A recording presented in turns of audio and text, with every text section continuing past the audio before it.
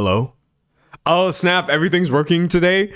Okay, the chat is actually on screen. My microphone is actually on. Everything's good. Everything's cozy. Hey, how's everybody doing? We are live on a Thursday. You know exactly how it is. Same stuff, different day. I was gonna say same day, different stuff. The stuff is never different.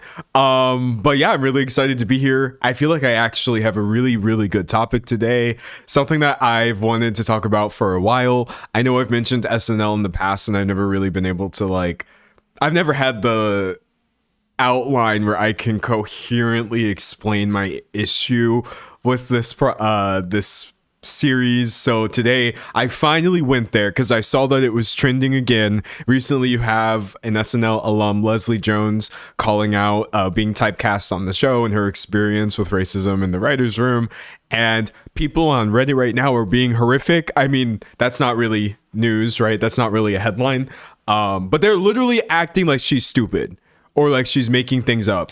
And so today I figured, let's go ahead and take a look at Leslie Jones, what she was saying, a history of how you can see multiple other black performers saying the exact same thing, how this is not a new thing. I'm kind of excited just finally get it out there. Then next time SNL comes up and I sigh deeply and someone asks why, I can just point them to this video. Someone said Leslie Jones was always a fave. Bro, I like Leslie, honestly. She funny. But anyways, that's what we're going to be talking about today. If you're new and this is your first stream, hi and welcome. I'm very glad you're here. I usually have the same setup where for the first 30 minutes or so, you're getting exactly what you're getting now, which is just a yap session. And then around the 30-minute mark, that is when we will get into today's topic. So, hey, we're just going to be shooting the breeze for a little bit here, which I'm excited to do. I feel like there was something else I wanted to say, but it's not dawning. Oh, yeah. And today might be a shorter stream. Usually my streams are around the 3.5 to 4 hour range, but I think today, depending on how it might go, I might wind up leaving after the topic. We'll just see. But yeah, everything's good. I'm just letting you know. I'm letting you know. Someone said right into the topic. No, never. Anyways, I have an update for you. Some of y'all may remember being on, I believe it was Tuesday's stream. At the end, I told you that my gym had a little challenge coming up. It was their 12-minute challenge, which is basically just a modified Cooper test, a running thing where they have us up on them treadmills and they're like, you just got to go as far as you can within 12 minutes. And there's like a leaderboard or whatever. But the point is to do better than you did last time. And I told y'all on Tuesday that my goal was to place on a section that Wikipedia would describe as excellent. And I have some great news for you. Let's go ahead and get the conversions popping, because you know I can't do kilometers off the top of my head, even though I kind of can because I run distance. Okay, look.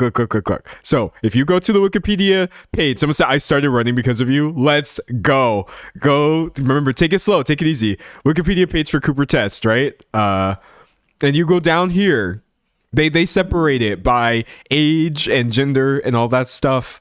I am male, allegedly, so we're gonna go off of that for 20 to 29. And I told y'all my goal was above 2,800 meters because that would place me under excellent for normies. I mean, if I was actually an experienced athlete, it would not even chart. But I was like, I want that for me. Okay, Steam is doing weird things. And I'm happy to report that in that 12 minutes, I set my joint to 9 miles per hour and I didn't touch the speed even once, meaning I ran a distance of 1.8 miles, which in kilometers would be, I barely made it. Y'all, I barely made it. 2.9 kilometers, 2,800, and I was supposed to pass 2,800. So I did it. That's not very fast. I'm telling you right now. It's essentially like, I don't know what kind of pace that is actually. Hold on. I always forget like the calculations for conversions or whatever, but I'm proud of myself is the point. I did great. I did excellent for my age range. So anyway, if I was going like 12 minutes, which I did, and I wound up doing exactly 1.8 miles, which I did, I was doing a 4-minute kilometer, I guess, for that duration, 4 minutes and 9 seconds, or like a 6 minute and 40-second mile. And I was, oh, that's the void button. Okay, there we go. I was actually pretty happy with my performance. Like at the end of it, I didn't feel like I was dying or anything. So thank you. I see y'all hyping me up and I appreciate it. I'm happy. Now, I guess my next goal is in October, where I have like a half marathon that I'm going to try to do well in. I don't really know exactly what my goal is going to be for that. I'm thinking maybe like, well, I don't want to say it because then what if I don't do it? But I'm kind of aiming for like sub 140 for that, which basically just means me running half of a marathon length in about an hour in 40 minutes. So yeah, let's go, baby. I'm excited. Someone said congrats. Thank you. Someone said talk about SNL. Oh, I will. You know how it goes. But I always rant about random things beforehand because it's more fun that way. It really, really is. Someone said don't put us in the void again. Thanks. Now the void is scary, bro. Someone said first time I catch one of these live. Well, hey, if you got time, if you're going to be here in the next 19 minutes, you may wind up in my video. That would be exciting, especially since we have such a good topic today. Someone said if I stop smoking weed, I could run further. I probably should. I mean, you could start by cutting back, you know, that's always a thing. I feel like oftentimes when I know people who quit things that they want to quit, some of them are able to just like cold turkey and they're just like, nah, I'm done. I'm not doing it. But I think for some people, they just like decrease, and then they're kind of Gucci after. But yeah, smoking in general, just your lung capacity and running, it's not helping. It's definitely not helping. Oh man. Someone said, did you hear about Jimmy Fallon and Connor McDouche? I covered that at the very end of my video yesterday. Yeah, that was gross, but I'm glad people were calling that out, including Christina Ricci. She was correct. Someone said my half marathon is 2 hours and 15 minutes. An hour and 40 is amazing. Okay, but 2 hours and 15 minutes is also amazing. So congrats. That's awesome. Someone said people who run for fun scare me. Well, don't let me scare you. I promise I'm not scary. And I don't do this because I enjoy it, which I know sounds very counterintuitive, but as I mentioned, I hate running. I just like numbers. So that's it, buddy. That's it. Someone said, but cigarettes are a delight. Listen, I feel like obviously I'm not condoning smoking or whatever. But I also think it's just pretty whack to judge people for doing whatever it is that makes it easier to get through the day that's not hurting other people. And I also feel like at this point, we all already know that smoking has major benefits. No, major drawbacks, has major drawbacks or whatever. So it's like, I know that people can get really, really like, tobacco. And I understand for sure, but I don't like it when that energy winds up falling on individual people who are literally just, I don't know, they have a bad habit. We all have bad habits. So yeah, don't worry. You're not going to like get booted out of my chat for being a smoker. I feel like most people I know either smoke or do something like that. No benefits. No, someone said, I agree. I love all the benefits. Smoking does not have enough benefits that you should do it. Drugs aren't good. I mean, drugs, what does drug even mean? But yeah, no, like I do feel like low-key Americans get like a bad rap for being super militant about smoking, and I have like two minds about it. I think it's a good thing to be like scaring kids away from doing this, because I don't think you should encourage anyone to do it, but at the same time it would be nice if we just acknowledge people are still going to smoke though. We don't have to act scandalized every time. That as I do my research, y'all, and I'm always trying to find like topics to talk to you about, one of the topics consistently is there's always a mini controversy anytime a celebrity is pictured with a cigarette in any context ever. And I'm like, people do smoke though. They really do. And in other places, people smoke more.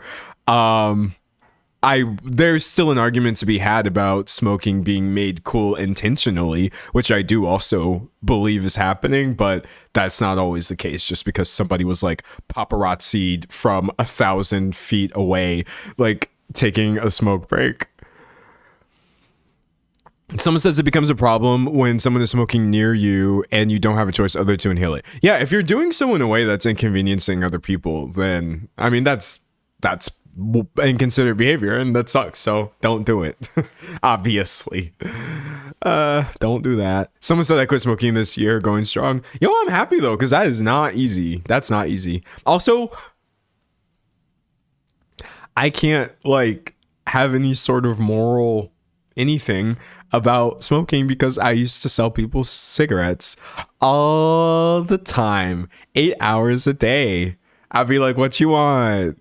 Marlboro Reds? I got you. Virginia Slims? Nah, you look like you are a menthol kind of person. And then of course you have those wild people who are like, I want Black and Milds. And I'm like, okay, sure. So truly, how can I sit here and have any sort of strong moral opinion about this? I didn't work at a smoke shop either, is the crazy part. I worked at a gas station. But what people don't realize is that working at a gas station convenience store is actually the same thing as working at a smoke shop. I think the thing that I did the most was just sell cigarettes to people all day. Oh man. Someone said deep set lore. Yeah.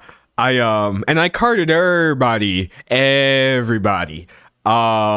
didn't care who you were. I'm sorry. Like, I wasn't going to get in trouble because they told me, D'Angelo, you are going to get in trouble if you don't card people. We don't care if these people look 70. You need to be asking for their ID. I also have had children try to purchase cigarettes from me at a convenience store or be like, oh, I forgot my ID. I'm going to go get it really fast. And I'm like, yeah, okay. They never came back because they were children. So never sold cigs to kids.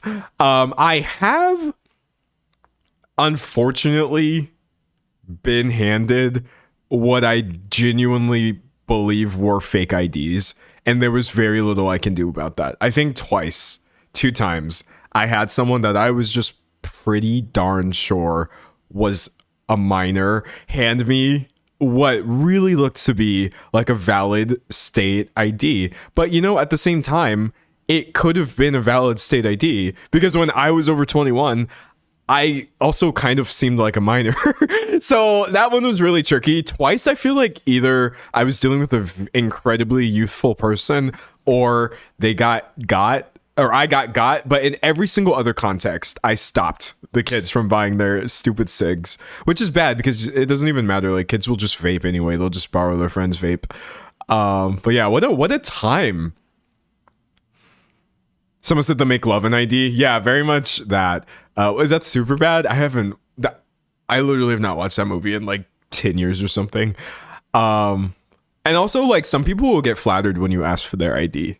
They'll be like, oh my gosh, really? And I'm like, you never know. You could be 21. The whole time she's like 40. And we both know that I technically don't need her ID, but I like the performance of it all. I think it's fun. I think it's great. Someone said fair because I'm in my 20s and I still look 16. Yeah, someone said I'm past my mid 30s and I still get ID'd for alcohol. Yeah, like, some people just be looking youthful. They really, really do. I got a baby face, so I get carded all the time. So I feel like probably, like, I don't usually purchase this type of stuff, but I do feel like I would totally get carded by some people even though I'm 27 going on 28. I mean, I don't know. I don't think I look 21, but I believe there is a chance, maybe I'm being delulu, that I could be like 20. Not that I think I look 20, but just you should probably make sure that I'm not some weird or like not somebody who sounds older than he is but is still technically under the age. Someone said I'm 32. I was carded to see Demon Slayer. Okay, that's funny. That's funny. You got carded at the movie theater? Oh my gosh. But no, I like to think that I look exactly my age. I feel 27 and I look 27 for sure. 20. I look young, but 27 is a young age, honestly. Someone said I'm 36 and I kick my feet and twirl my hair like, oh, you think I'm young. I loved it when people did that. I thought it was cute. I'm just like, look, hey, you could tell me 21, under 21. I'd have to believe you. What can I say? Someone said without the hair, you look babier. I do think I look younger without the hair, which is so funny. I can't really put my finger on how exactly that works, but alas. Someone said I look 21 or 20. I feel like I can't pass for a teenager literally at all. I should not be playing one in like a Disney Channel movie, but I probably could get away with any age within my 20s. I think I could tell people, yeah, I'm 22, and no one would find that weird, except everyone who knows me, because why would I be masquerading as someone younger, 7 years younger than me? My boyfriend is 27, full beard and deeper voice, but he's short. He always gets carded. Man, I've never gotten carded off of my height. I will say I have a baby face, but I'm not very short. I've been tall-ish ever since I was like 15, I guess. Someone said you look like a young Don Lemon. I'll take it. Don Lemon ain't ugly, not by any means. My 72-year-old mama got carded and it healed her. It's so cute. Yeah, no, it's cute. It's cute. I like it. Plus, I'm just doing my job. At the end of the day, I'm not going to get in trouble for you. That's how I feel. Oh, also, I had this one really weird interaction when I worked at the gas station where like this cop would come in and low-key always try to get us to like give him a free, I don't remember what it was that he wanted for free. I won't say a donut because it wasn't that cliche. It might have been like a free coffee or something. And at one point, keep in mind I was like 19 years old working at this place. I was very young, but at one point I said, like in a non-confrontational way, because I was a black teenager speaking to a cop, I was like, hey man, we're not really supposed to give out free coffees. Like I was saying it in a way to where it's like, hey, I kind of don't want to get in trouble for this. And then he started acting weird. He started moving weird. And he's like, well, it's never been a problem before. And I was just like, okay, cool. So I gave him the free coffee and I just told myself if my manager asks me about this, I'm just going to be like, listen, if you think I wanted to run into an angsty police officer at my place of employment, I didn't. So if you want to fire me over a free coffee, feel free. But yeah, no, I think my manager was understanding. In general, you either get like really the chillest people ever as convenience store managers or like the most aggro, the most like intense type A personalities, which is fine. Somebody's got to run things. Someone said the entitlement. Yeah, no, like that was so weird of him, high key. And if I thought about it in a different light, I could easily see that as a form of intimidation because he literally started acting weird as hell. And I was just like, at 19, I was a very tired individual. I had just graduated college. I was doing YouTube full time while also working part time.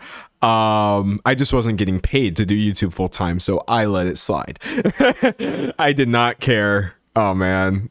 Some say all cops are bad in F-ICE. I would have to agree. We are not a friendly live chat for law enforcement over here. Nah, not the institution of law enforcement itself, I think, as it currently exists. Not it, Chief. Nah. Some said regular customers never forget a kindness and never let you forget it either. Yeah, he didn't let nobody forget. Someone said, I bet he knew exactly what he was doing. Well, I doubt he was doing it accidentally. I agree with you. I wholeheartedly do. But yeah, that's so funny. I feel like I haven't talked about the gas station in such a long time. I haven't thought about it in a while. Did I ever tell you my manager found my channel? Did I ever share that story? I probably did, but I'm going to share it now because it's exciting. Well, it wasn't exciting at the time. It was actually very cringe. But basically, I am a strong believer in doing the bare minimum if you don't like your job. With YouTube, I do more than the bare minimum. I actually quite enjoy these live streams. I quite enjoy my topics. I try to do, look, I'm not doing crazy research out here when I'm putting out 12 videos a month, but I try to at least make them interesting to watch because I like what I'm doing. But at the gas station, I gave a version of my personality that was very just empty. I literally was on autopilot and I was just like, okay, sure. Yeah, I'll take care of that. Like, literally just enough to not get fired. Because I didn't care about those people at all and they were barely paying me. So when my manager found one of my art videos, because in 2019 I was still creating art content. It might have been like an art commentary video about some sort of influencer or something. I don't remember which one he had said he had found, but he's like, I actually found your YouTube channel. And I was just still being like gas station D'Angelo. And I was like, oh, okay. I gave him nothing. And he's like, yeah, that was you, right? And I was like, yeah, probably. And he was like, you just seem kind of different in your videos. And I was like, yeah. I swear to God, I literally had the personality of a cardboard cutout. I gave him nothing. And I felt a little bit bad about it, but I was just like, dog, we are not getting paid enough. We're not getting paid enough for me to turn my brain on and talk about YouTube right now. But it was a little bit awkward because I think he realized at that point that I was like, I was kind of putting on the apathy a little bit. But you got to do what you got to do to survive. Somebody said retail workers are our strongest soldiers. Exactly. I mean, like, my job wasn't that difficult, but I was not getting paid enough to even live in the place that I lived. At all. And the manager, not the manager, but the people above them refused to hire more people. So oftentimes I was quite literally like running the entire store single-handedly, which it's just not intended to be. It was a very large convenience store. It's not meant to be manned by a single person.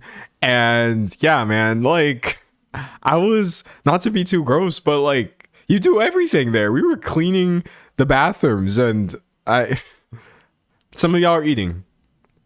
So I'm just going to vaguely say, have you ever stepped inside a public restroom and thought, oh, this is kind of icky? Imagine it being your responsibility to clean that. And also, anytime there was any sort of emergency, you can imagine the kinds of emergencies that occur in a bathroom. It was on us. So yeah, I just couldn't. I couldn't be exciting. I wasn't a fun culture fit. I was very boring and bland, but I did what I had to do, honestly. Someone said, just made breakfast, please be careful. That's it. I won't say anything else about the bathrooms, for real. And like, I haven't had a lot of like jobs. I'm not gonna sit here and be one of those people who's like, I have grinded for everything. Yes, I'm a privileged influencer, but I deserve this because my life used to be hard. I was able to single-handedly bootstrap my entire YouTube career while I worked at this place. I got very fortunate from a timing perspective, but thanks to that, I didn't really have a string of jobs. But I will literally forever be grateful. This sounds stupid. I will forever be grateful that I had to clean up other people's bathroom mess. Why? Because it's kept me really humble.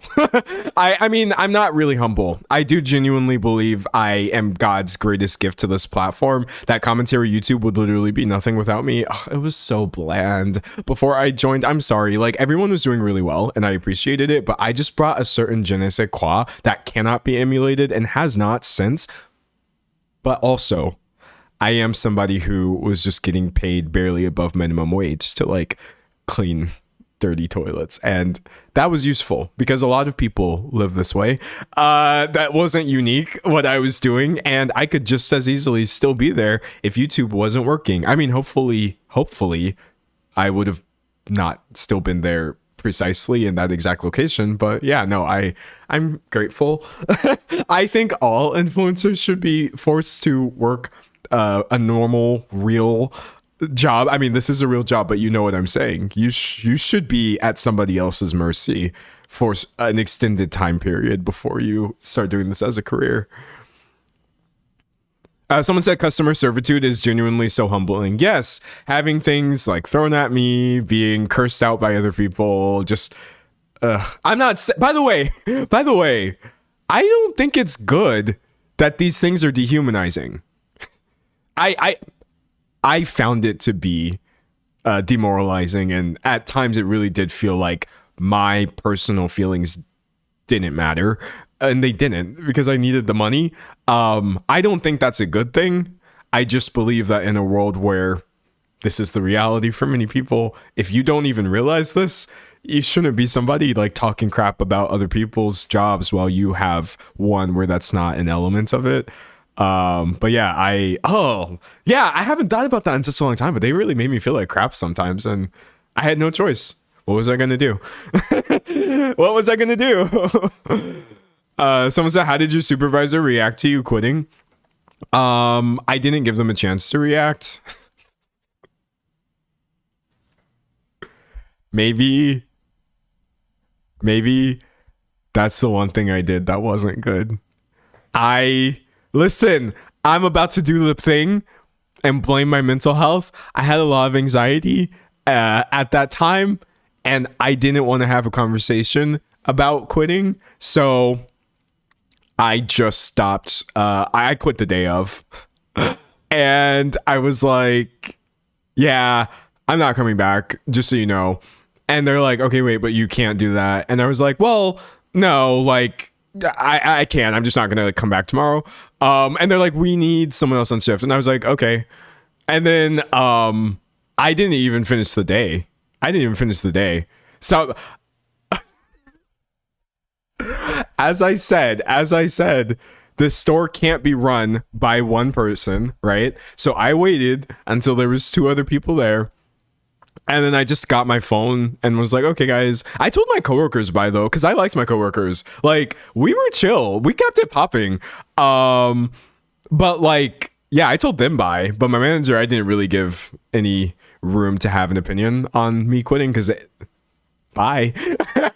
It was so bad, and I shouldn't have done that. It was very inconsiderate, but that's okay. I had to get back some kind of way. And I feel like one day of bad behavior makes up for all the nonsense that I was going through at the gas station. And thus concludes my gas station talk. I think we can get into today's topic. But before we do that, I'm going to turn on some fans because it is warm. And there's still that weird heat wave stuff going on here. So BRB.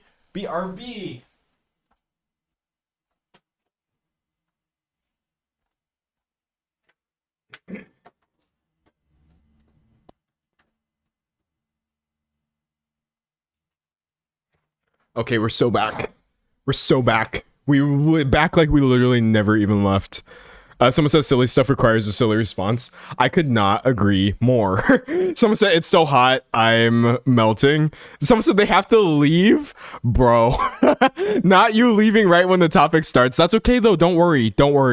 Someone said he says as he's shrouded by layers. Listen, living in the South, I mean, it's hot in a lot of places, but living in the American South while being emo or goth or alt, it's a tricky balance between wearing enough layers to feel euphoria while also not burning up when you step outside. Okay, hold on. So I'm gonna go ahead and pull up my outline.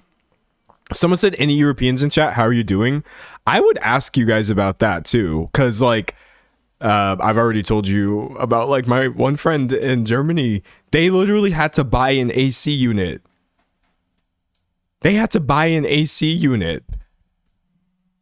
That might not sound crazy, but that is crazy for them. They're like my age. They've never had AC in their life, in anywhere that they've ever lived, in their home. And they were like, I genuinely believe I need to purchase like a window AC unit. And they got back to me today and they were like, my AC arrived. It didn't even install properly because my windows are not compatible with it, but I feel better and I'm not dying anymore. And I was very happy for them, but not happy that they had to spend so much money. Dog, it's not good. This heat worldwide is not. No. Someone said 45 degrees felt heat here in France. Yeah, 45 degrees Celsius is like super hot. Hold on, let me do that. That's like over 100, right? 45 Celsius to F. 113. Dude, That is insane, especially for places where you guys don't have the infrastructure to like deal with this because you're not used to these temperatures. I really can't imagine that. It can get this hot where I live, but we're just used to the AC of it all. Someone said I blame the companies. Well, you're blaming the right people for sure. All right. Let me turn on my second monitor. It's 30C in Scotland right now. Yeah, almost anywhere there is. Many people are reporting it's been hot. Not everywhere, I guess, universally, but this heat wave is insane. Okay, second monitor popping. Let's make this a little bigger. Someone said Utah is literally on fire. Other places too. Yeah, no. All right, everybody, say hi because I'm hitting record now. We're recording. Say hi. I'm going to do my intro and you can add rainbow emojis or whatever you want. It's June. We're doing the Pride Month themed highs all month long. I mean, you can also do them when it's not June. We're not going to ban you. I didn't even drink water.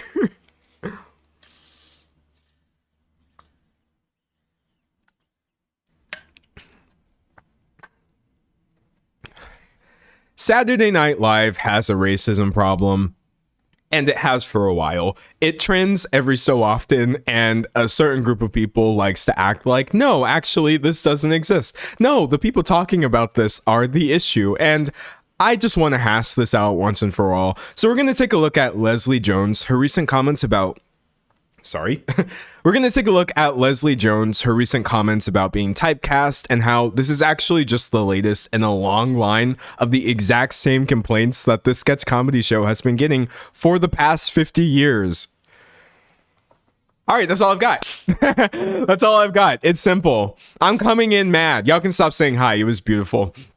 I'm coming into this one mad as hell. Not really mad, but like mad. Somewhat mad, I guess. Someone said understatement. Yeah, no. Oh man. So, for those of you who may not know, Saturday Night Live is a sketch comedy show that has been running since the 70s. This right here is actually a photo of the first cast, and you may notice some things about this cast photo. There only being seemingly 2 black people on screen, one of them being me. Not good, right? Obviously, a show from the 70s, I'm not going to hold to the exact same standards as I would one from 2026. I guess the question is, how come this show still has some of the same issues that have plagued it since 1975? Someone said very white. It was in the beginning for sure. They've gotten somewhat better, as you're going to see, but like, oh man. Anyways, one thing that can't be understated, Saturday Night Live is good at some things. I think generally I agree with most of their commentary, and they've also been fantastic at pivoting from such an old format to a very internet first delivery.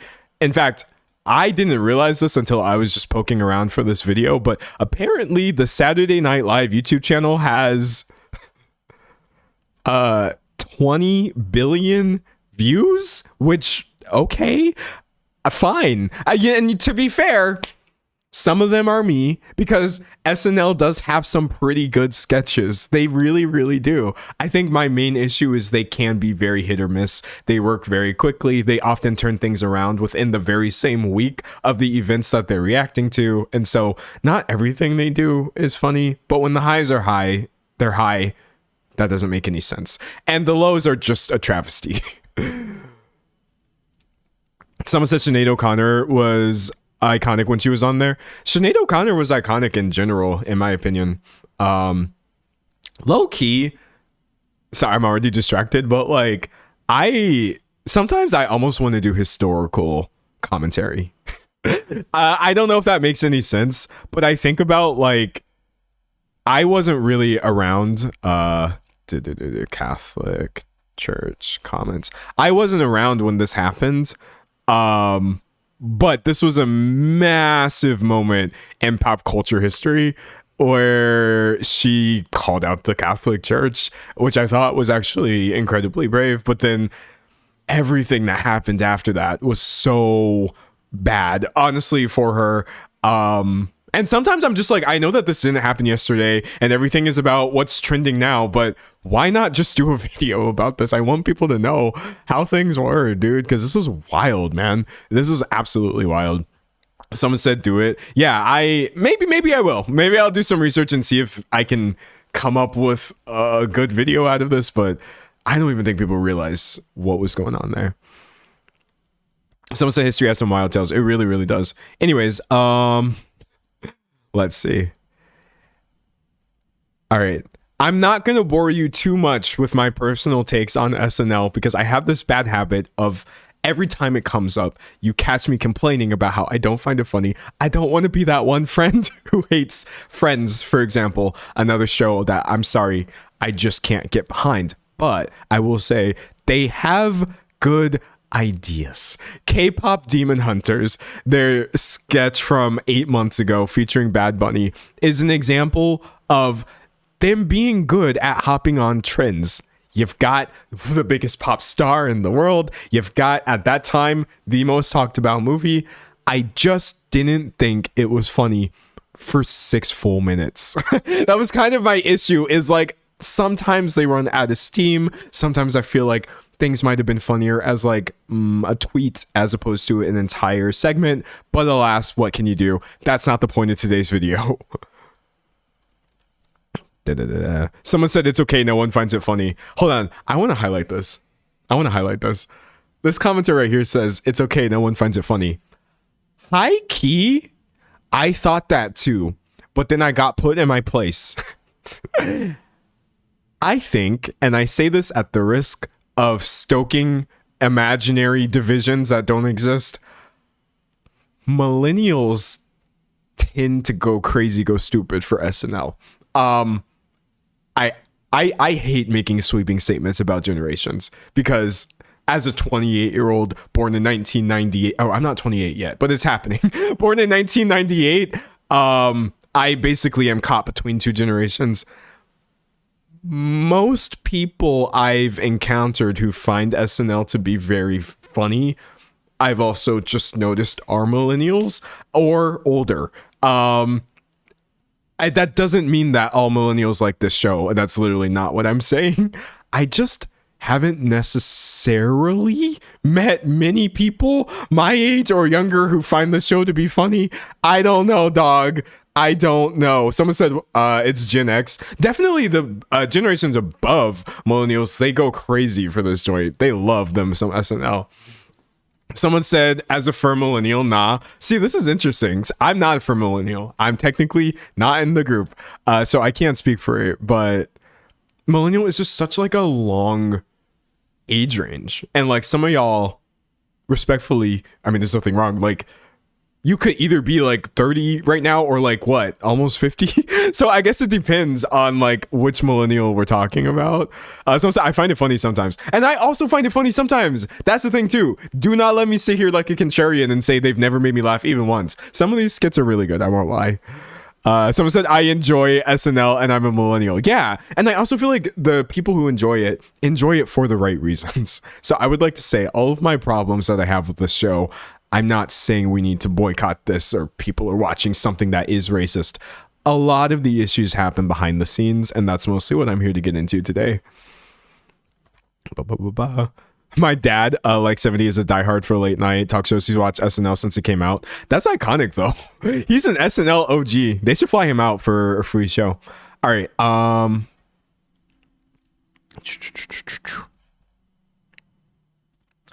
So you may have noticed that SNL has had a lot of people on it. The original cast was like stacked, and since then, due to rotating out different hosts, different segments, etc., I can't even tell you how many different people have been on this show, but certainly one of them was Leslie Jones, and she made quite an impact. Now, I will say, Leslie Jones got some of the craziest, like, most unwarranted hate I have ever seen on my time on the internet. A lot of this happened when I was a lot younger. Hold on. When did she join SNL, actually? Leslie Jones, SNL. That would have been 2014. Okay. Yeah. I was there and it was bad. It was bad. The way people would talk about this woman, for so many reasons, most of them being obvious, it was just horrendous. But thankfully, she just kept persisting throughout all of that, remained on SNL for all the way up until 2019, produced a bunch of funny sketches, and has maintained a successful career since then, routinely popping up in various places, etc. But yeah, nah, I will never let y'all forget how horrible you were to this woman. And why? What was the reason? We know the reason, though. But, like, dog, come on. Someone said, I love her so bad, she's iconic. She really is. She's funny. And also, if it's okay if you don't find someone funny, but I guess writing actual hate about them, no matter where they appear on the internet, solely because of that is not justified, obviously. And I don't know why I'm dancing around this fact, but like the specific the specific like brand of racism she got was so deeply like rooted in misogynoir specifically. Just a lot of like masculinization and just really stupid stuff because y'all don't know what to do when you see a 6-foot-tall black woman being successful. Dude, it was just bad. Someone said, I like her more than I like her comedy, but I F with her and defend her in a general sense. Yeah, I don't need you to find her funny, but hey, don't be racist. Anyways. Pulling the headlines because there are aplenty. Someone said, I think it was bad during the anti-SJW era. Oh, it very much was. A lot of overlap there. Anyway, over the past... Oh, why did I do that? Okay, there we go. Over the past 24 hours or so, Leslie has been making hella headlines because a clip from a podcast appearance has been clipped in which she said SNL writers typecasted her as an angry black woman and that she actually found it to be very frustrating. When I read this headline, I think my first thought was like, yes, I was obviously I thought she was saying something that was so apparent no one would disagree. But then the rest of my brain turned on and I was like, oh no, of course people online are going to like try to make this a problem somehow. And that's exactly what's happened. So let's look at what she's actually said first. Someone said they 100% typecast her. They did. It doesn't make sense to pretend otherwise. Okay. I'm going to turn this volume up so we can hear what is going on. Uh-oh. Wait, I don't... Oh, it's muted. Now does they... Okay, there we go. So, this is her appearance on the Sam Sanders show. Someone said black women has been... Someone in chat said black women have been typecasted as that forever, and they absolutely have. Or typecast, I guess, would be the past tense of typecast. Casted. Okay, whatever. I'll sort that out in the edit. Let's just let Leslie take it from here. You know what I'm saying? Yeah. So yeah, when I was on SNL, that is what SNL does. They make you a character of yourself. Yes.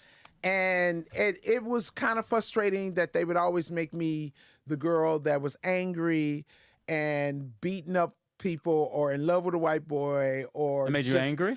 They just always would make me angry or I'm fighting somebody. Yeah. And it's just like, it's just... Were you okay with that? Were you? One thing I would like to bring up that seems to have gotten lost in this discourse is she brought up multiple points. Everybody seems to be really focused on the angry thing, but it was like a complete personality that they would not let her out of. And yes, it did include constantly thirsting over white men, being violent towards people, etc. She didn't just say, oh, they were making me yell all the time. You okay with it? It was, I wanted to be on the show, and at the time I didn't think that that was what was happening until it kept happening. And then I was like, every time I would get a sketch, I was like, okay, who am I beating up this week? And then I just started getting frustrated with them. I was like, stop writing me like that. Did they? Since then, I have also seen a lot of people say, well, aren't SNL performers also writers? And like, yes, they are, but as I'm going to illustrate, they are not the only ones writing, and they also don't have final say about what gets shown on screen. Listen to you? No, they never do, because they're like, this is successful. When you leave here, you'll be able to make. But no, I don't want to be Chevy Chase. I don't want to be whoever. I want to be Leslie. Yeah. I want to do everything. I've always wondered. And so I don't think her comments were inflammatory. I'm not gonna do the nuance thing where I sit here and like, let's unpack it. She's just right. Sometimes you're just right and you should just say it. And I'm glad that she said it so clearly. This wasn't like necessary, but she even did go back and include like a very grateful summary of her time on there too. Hold on, let me pull that one.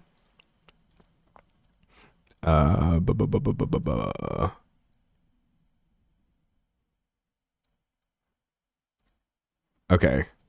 Hold on, I'm probably gonna have to like crank this volume up first. That way you can hear. Okay, probably decent. Every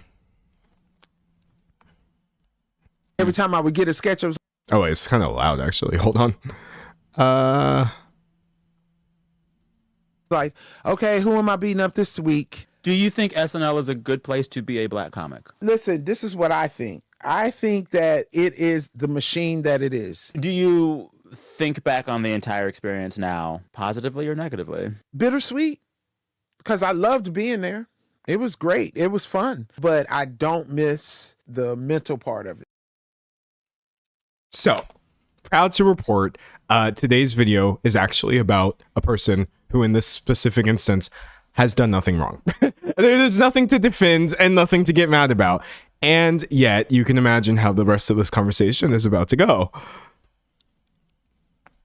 Someone said the sad thing is that people reacting to this will be playing on the stereotype that she was typecast in. That is literally mostly what is happening. So before I kind of look back at previous SNL performers and how this issue has been a case for literally ever, let's just go ahead and take a look at the worst of the worst. If I was to zoom out, I suppose, and go to the biggest television subreddit, well, television on Reddit, the top comment is like, hold on.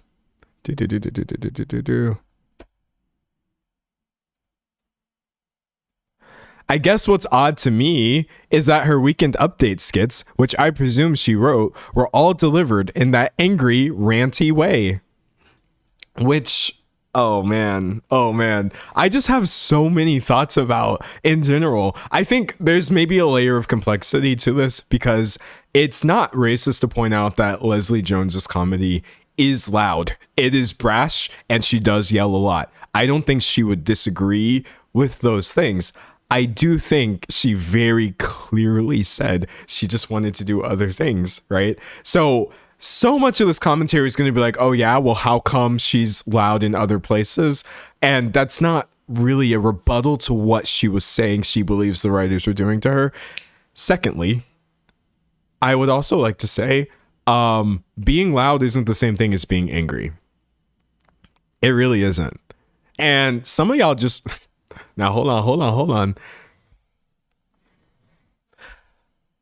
I'm gonna be for real. Some of y'all need to talk to more black people. Now, this may sound like me saying black people can just be loud. No, but we is though. Listen.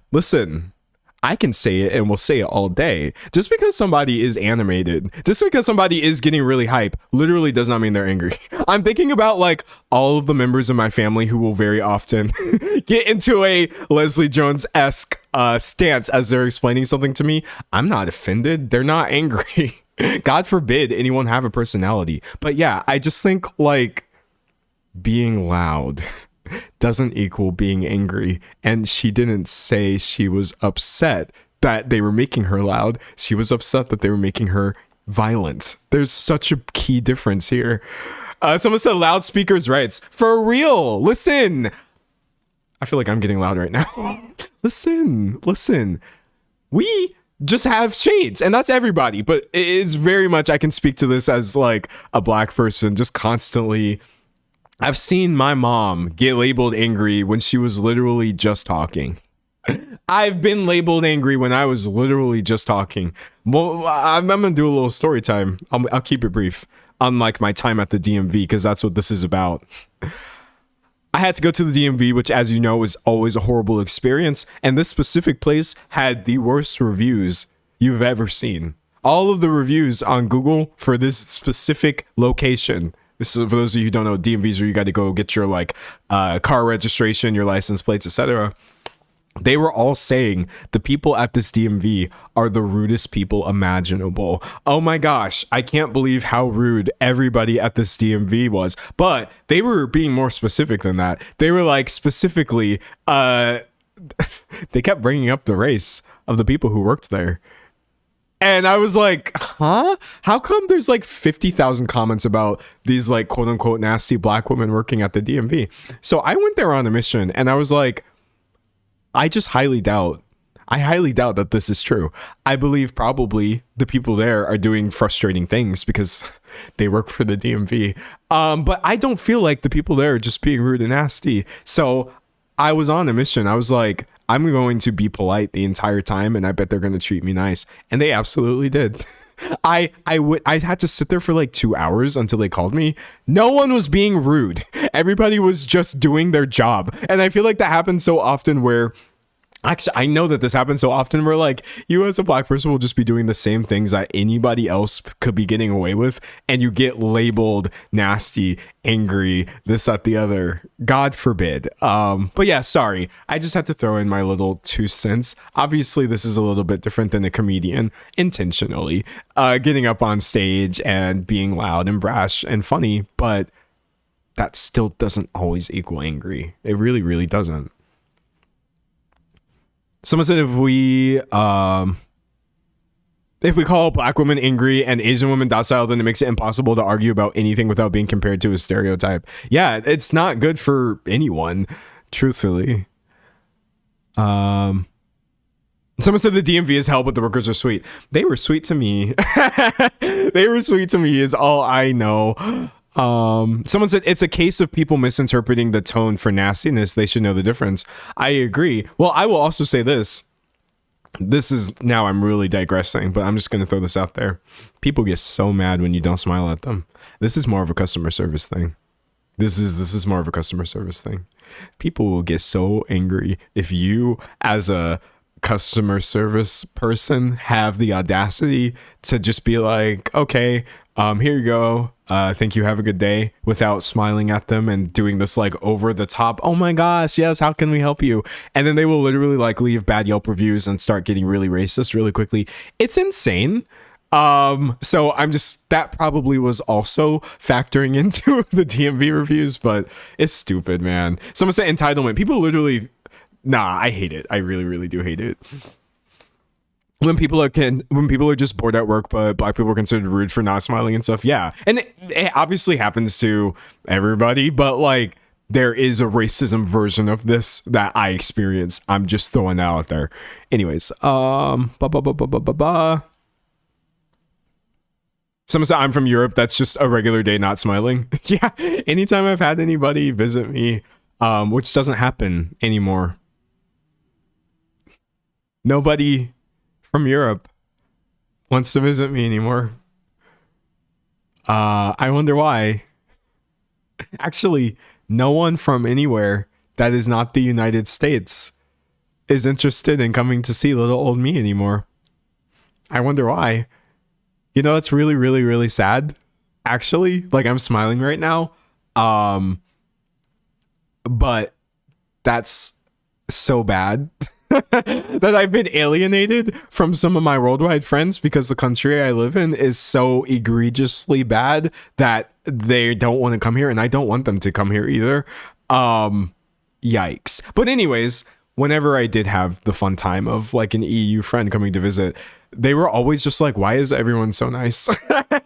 They got very, very suspicious And I was like, I promise this is literally just how people are here. Like, you're not being scammed. But it was funny. It was funny.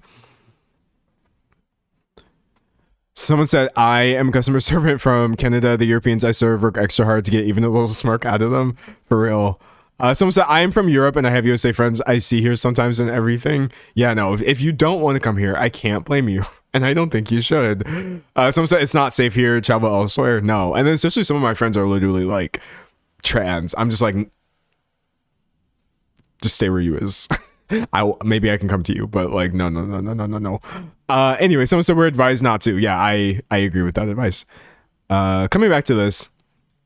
But yeah, same thing. She maintained the exact same persona on Twitter where she had 100% control of her image. To this, I would say Leslie Jones thirsting over random white men on Twitter still doesn't mean this is the only thing that she wants to do or be. I think this is making me kind of sad.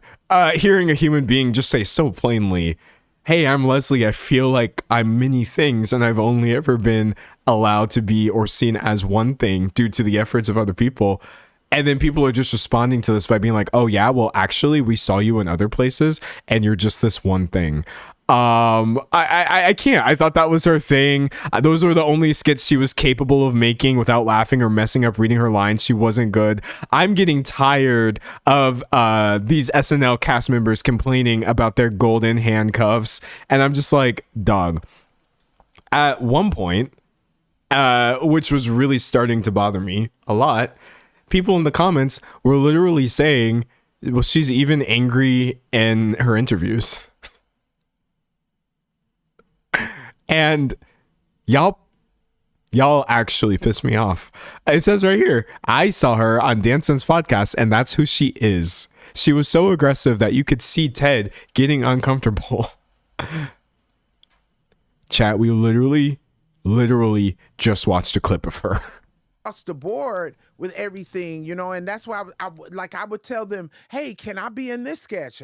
Oh, that doesn't, no, I want to be a raccoon. Can I be a raccoon? Can I do, you know, It was just like, hey, when do I get to play a man? Like, you know, it was like they would let them do other stuff and then they wouldn't let me play, you know. Y'all are not slick. She is not aggressive. I understand she might be talking in a way that you don't hear most people speak, but oh man, y'all are really definitely going to piss me off. I can't help but think about other people in my family who are literally the same way, and I'm just like, I wish one of y'all would say they're being aggressive and making everybody uncomfortable to my face. My God. Anyways, like, I guess if I had to do the goodest faith reading of what some people on Reddit are saying, I think the main issue is she never wrote any characters that worked. Again, you don't know what she wrote because they weren't accepting her sketches. She constantly broke characters. She's not a great actor, and she was the least funny actor during her show run. She just wasn't that funny, and I'd say that's a pretty accepted criticism of her time on the show. If you genuinely believe Leslie Jones's brand isn't funny, that's fine. I don't think that's racist per se. I just think ignoring the meat and potatoes of what she's saying, so make some honestly tired point about how you personally don't find her funny, is downplaying the racism that she was obviously talking about. And by the way, it's literally not only on like the obviously bad subreddits like television, even on SNL's own Reddit, people bring up people point out there's just an issue. Y'all just be so weird in how you talk about her. Hold on, I'm trying to pull this right here.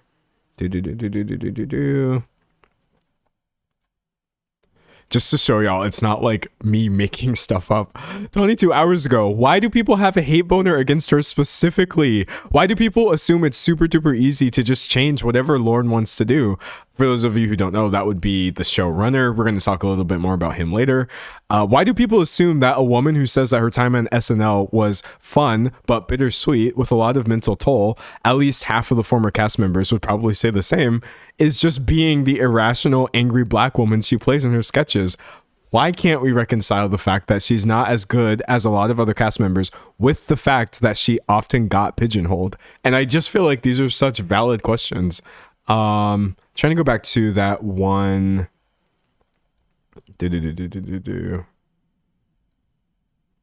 Going back to that one clip right here. I'll mute it while I talk over it. Literally a person who was saying this was so difficult for me mentally, but I still had fun. I did my best. I missed parts of it. Like, this isn't even anger when she's describing a negative experience that she had. So attributing anger to any and everything she's talking about is so deeply unfair. Also, the responses to this are quite telling. Someone says, you know why? And yeah, you know why? Someone's like, because she's a black woman. Yes. And she isn't afraid to speak her mind loudly. I'm a white guy and it's obvious why. A good number of fair-skinned brethren get insanely triggered whenever racism gets mentioned by POC.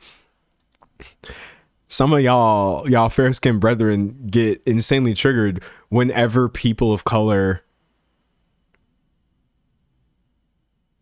That's all. Some of y'all get really mad because you see like a black person.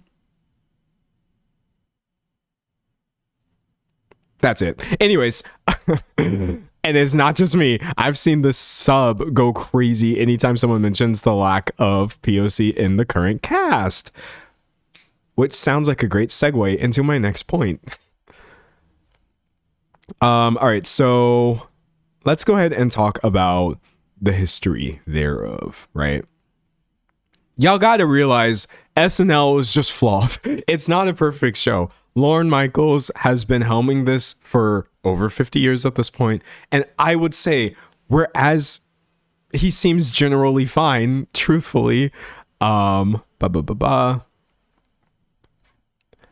SNL is a left-leaning show. They have a bias, or as I like to call it, just an understanding of reality. So yeah, they're constantly making fun of conservatives, etc. I feel as though because the racism isn't manifesting in this obvious conservative way that people are used to seeing, that is why it's being dismissed on such a wide scale. But it pisses me off because SNL is absolutely capable of making horrible mistakes. For example, in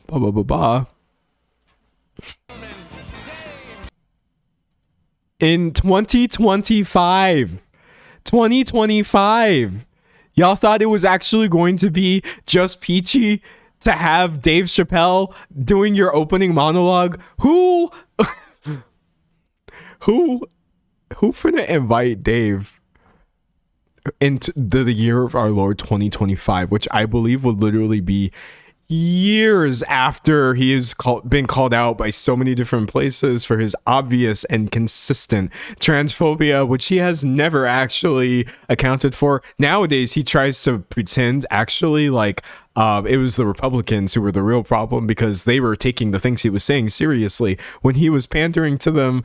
Dog, I rock with a lot of SNL's messaging and I appreciate it. Skewering Trump for the masses, I think, is always a good thing, but y'all have a lot that you need to be sorting out. You really, really do. Someone said maybe those aren't mistakes, those are choices if they keep doing it. And I would have to agree, honestly. Again, I just can't stress this enough. It's not literally like I'm pulling someone who no one knew. We're talking 2021. Chappelle's anti-transgender comments in Netflix special draws protest. SNL overlooks all of their problems, and racism is just one of them. I would also like to highlight that ableist sketch that I'm literally never finna let y'all forget.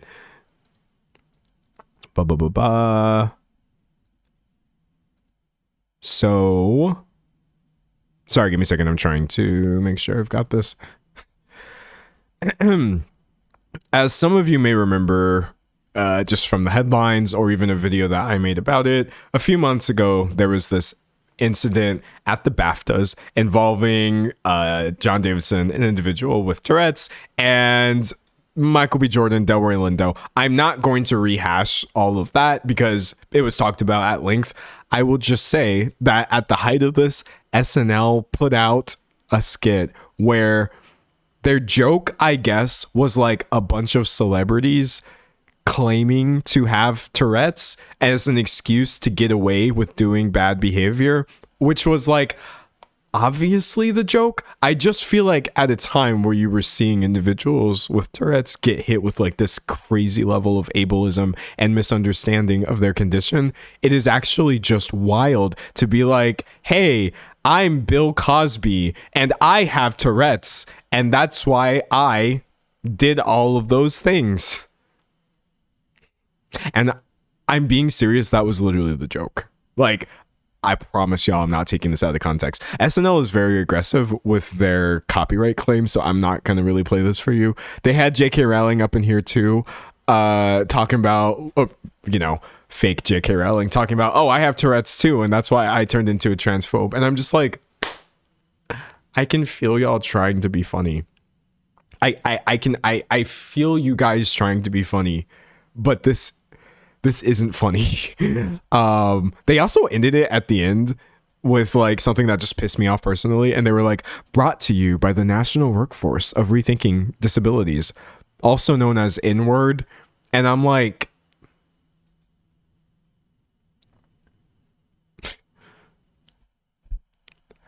I need y'all to let me in that writer's room. Next time y'all writing one of y'all little segments, I'm gonna need y'all to let me just be a fly in the wall, because I'm trying to see something.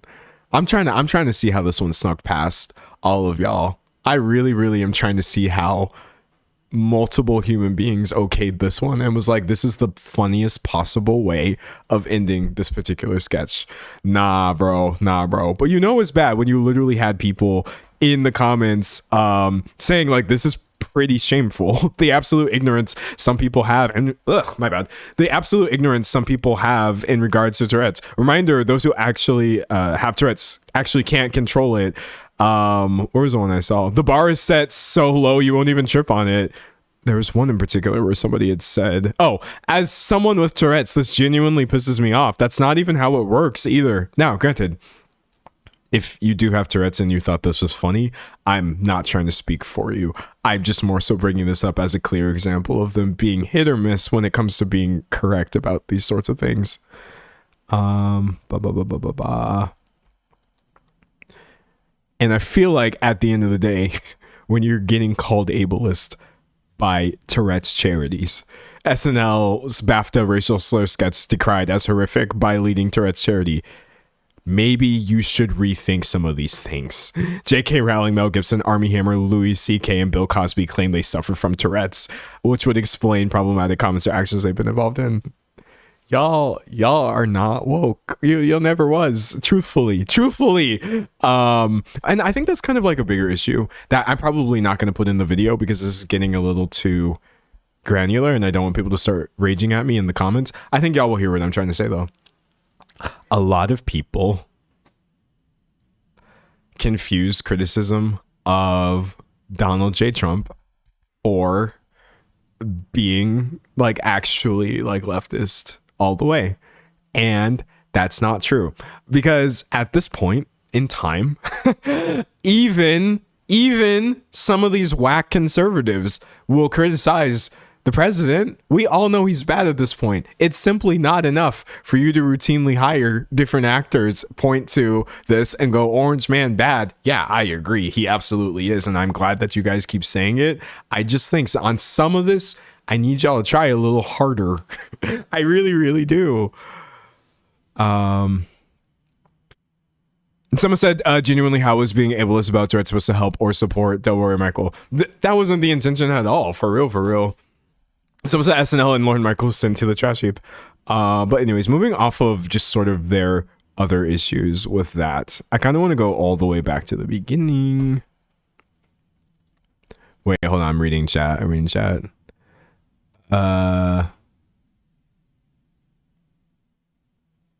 Someone said, yeah, just because you hate an old moronic bastard doesn't mean you're a paragon of wokeness. No. Someone said, I need everyone to get actually woke. It's pissing me off. I would have to agree. Okay,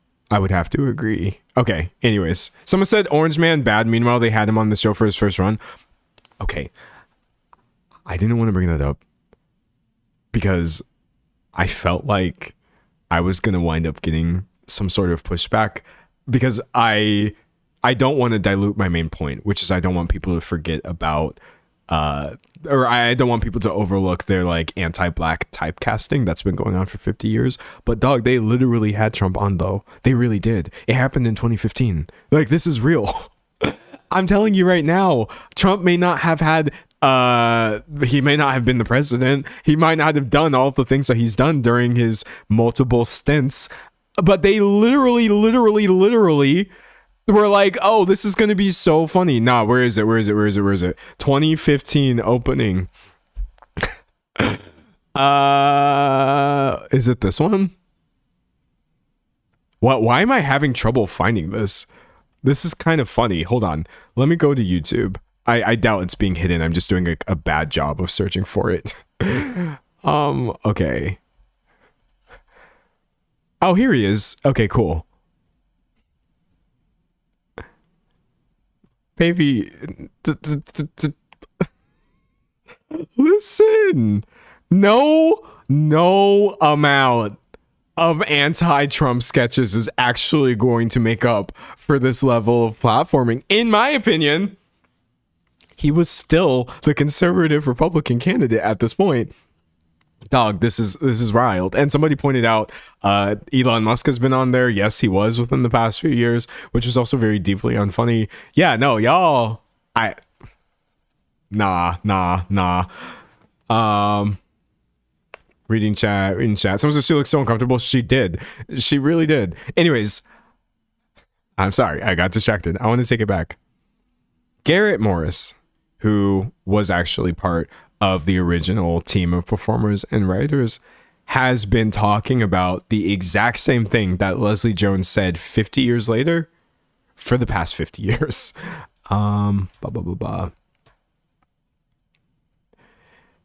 One second. I just pulled the wrong thing. Okay, there we go. Maybe later. So Garrett Morris is actually like still alive. He is the oldest surviving cast member of SNL, and he said in an interview with The Guardian, "I will say to the end of my days, Lorne's writers had a lot of racism going on." Morris says Lorne himself, zero racism, because remember when I was hired, I was the only black writer. Lorne wanted to have somebody black on TV at nighttime. People didn't want that. They were clamoring to make it all white. He didn't. So you get into this space where actually multiple black performers have said, SNL gave me a chance when no one else did. SNL was an opportunity and I was grateful for it. It's just I had to do things while I was there that were being influenced by people being racist. Pulling the second quote from him. Wait, that was the first quote. This one right here. Throughout, Morris, who came to SNL as an accomplished playwright, did what he could to imbue the stereotypical roles with intellect and nobility, but ultimately, SNL's white writers failed to appreciate Morris as more than a black utility player, and as a result, the black performers who followed Morris on the show publicly expressed their concerns about being similarly used. This was before Leslie Jones said what she said, by the way.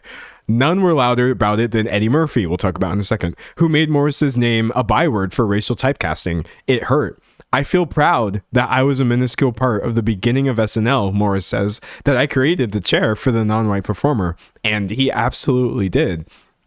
Ignoring all of this so you can be snarky on the internet to tell a black woman that racism isn't real is just kind of like stupid. I'm not going to lie. Let's see. Trying to pull Eddie Murphy. Eddie Murphy, who I feel like is popular, needs no introduction, but I'm going to use this introduction as an opportunity to show you this picture that popped up when I Googled him, which is so funny. And yes, to me, Donkey will also always be his most iconic role, despite many culturally defining comedy performances that he's turned in over the past few decades. But anyways, Eddie Murphy said the same thing, or at least that they were trying to do the same thing. Gonna pull this right here. Someone in chat said, why can't we hire black writers though? We're going to get to that in a second. Because I agree. Like, obviously, if this is a problem, hire people, but they absolutely refuse to do this. Trying to pull this right here. Eddie Murphy told TV Guide in the early 80s that SNL producer John Dumanian is how I'm going to pronounce that. I hope that's not wrong, and I'm sorry. Eddie Murphy, for example, told TV Guide in the early 1980s that SNL producer John Dumanian had tried to Garrett Morris me. In other words, the typecasting was happening to him too. And I just feel as though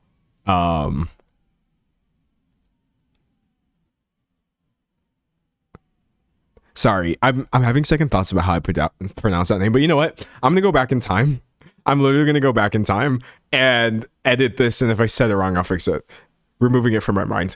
Anyways, I just feel as though when this is happening in the 70s, coming back up again in the 80s, being brought up by multiple people, actually like the majority of the black people who have been on the show, maybe we should listen. Now, when it comes to how have they somehow not fixed this, let's go ahead and take a look at the current cast.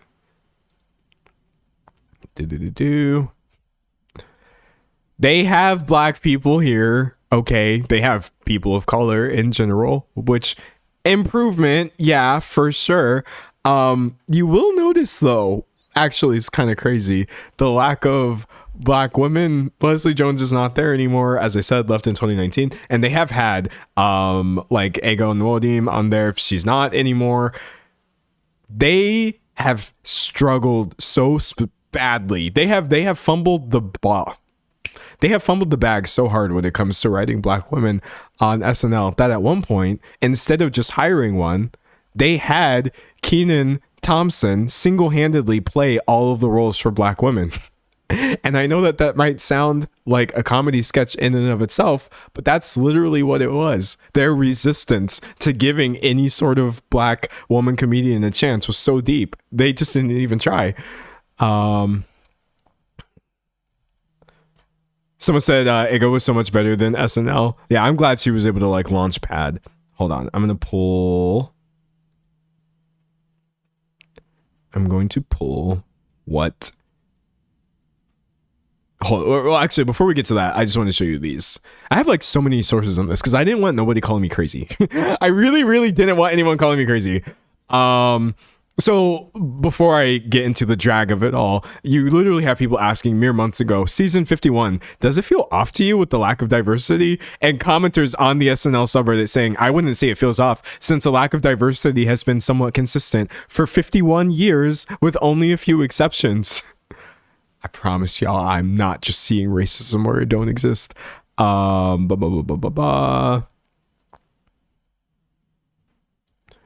This too, like, same goes for the hosts. Tiana Taylor, at the point where this person wrote this, has been the only host of color this season so far until we get Coleman Domingo. It's been a lot of white dudes in a row otherwise. And then OP said, true. I also just realized this post was downvoted, which is kind of weird. Y'all know why. Anyways, getting to Kenan's comments about this. 1 second.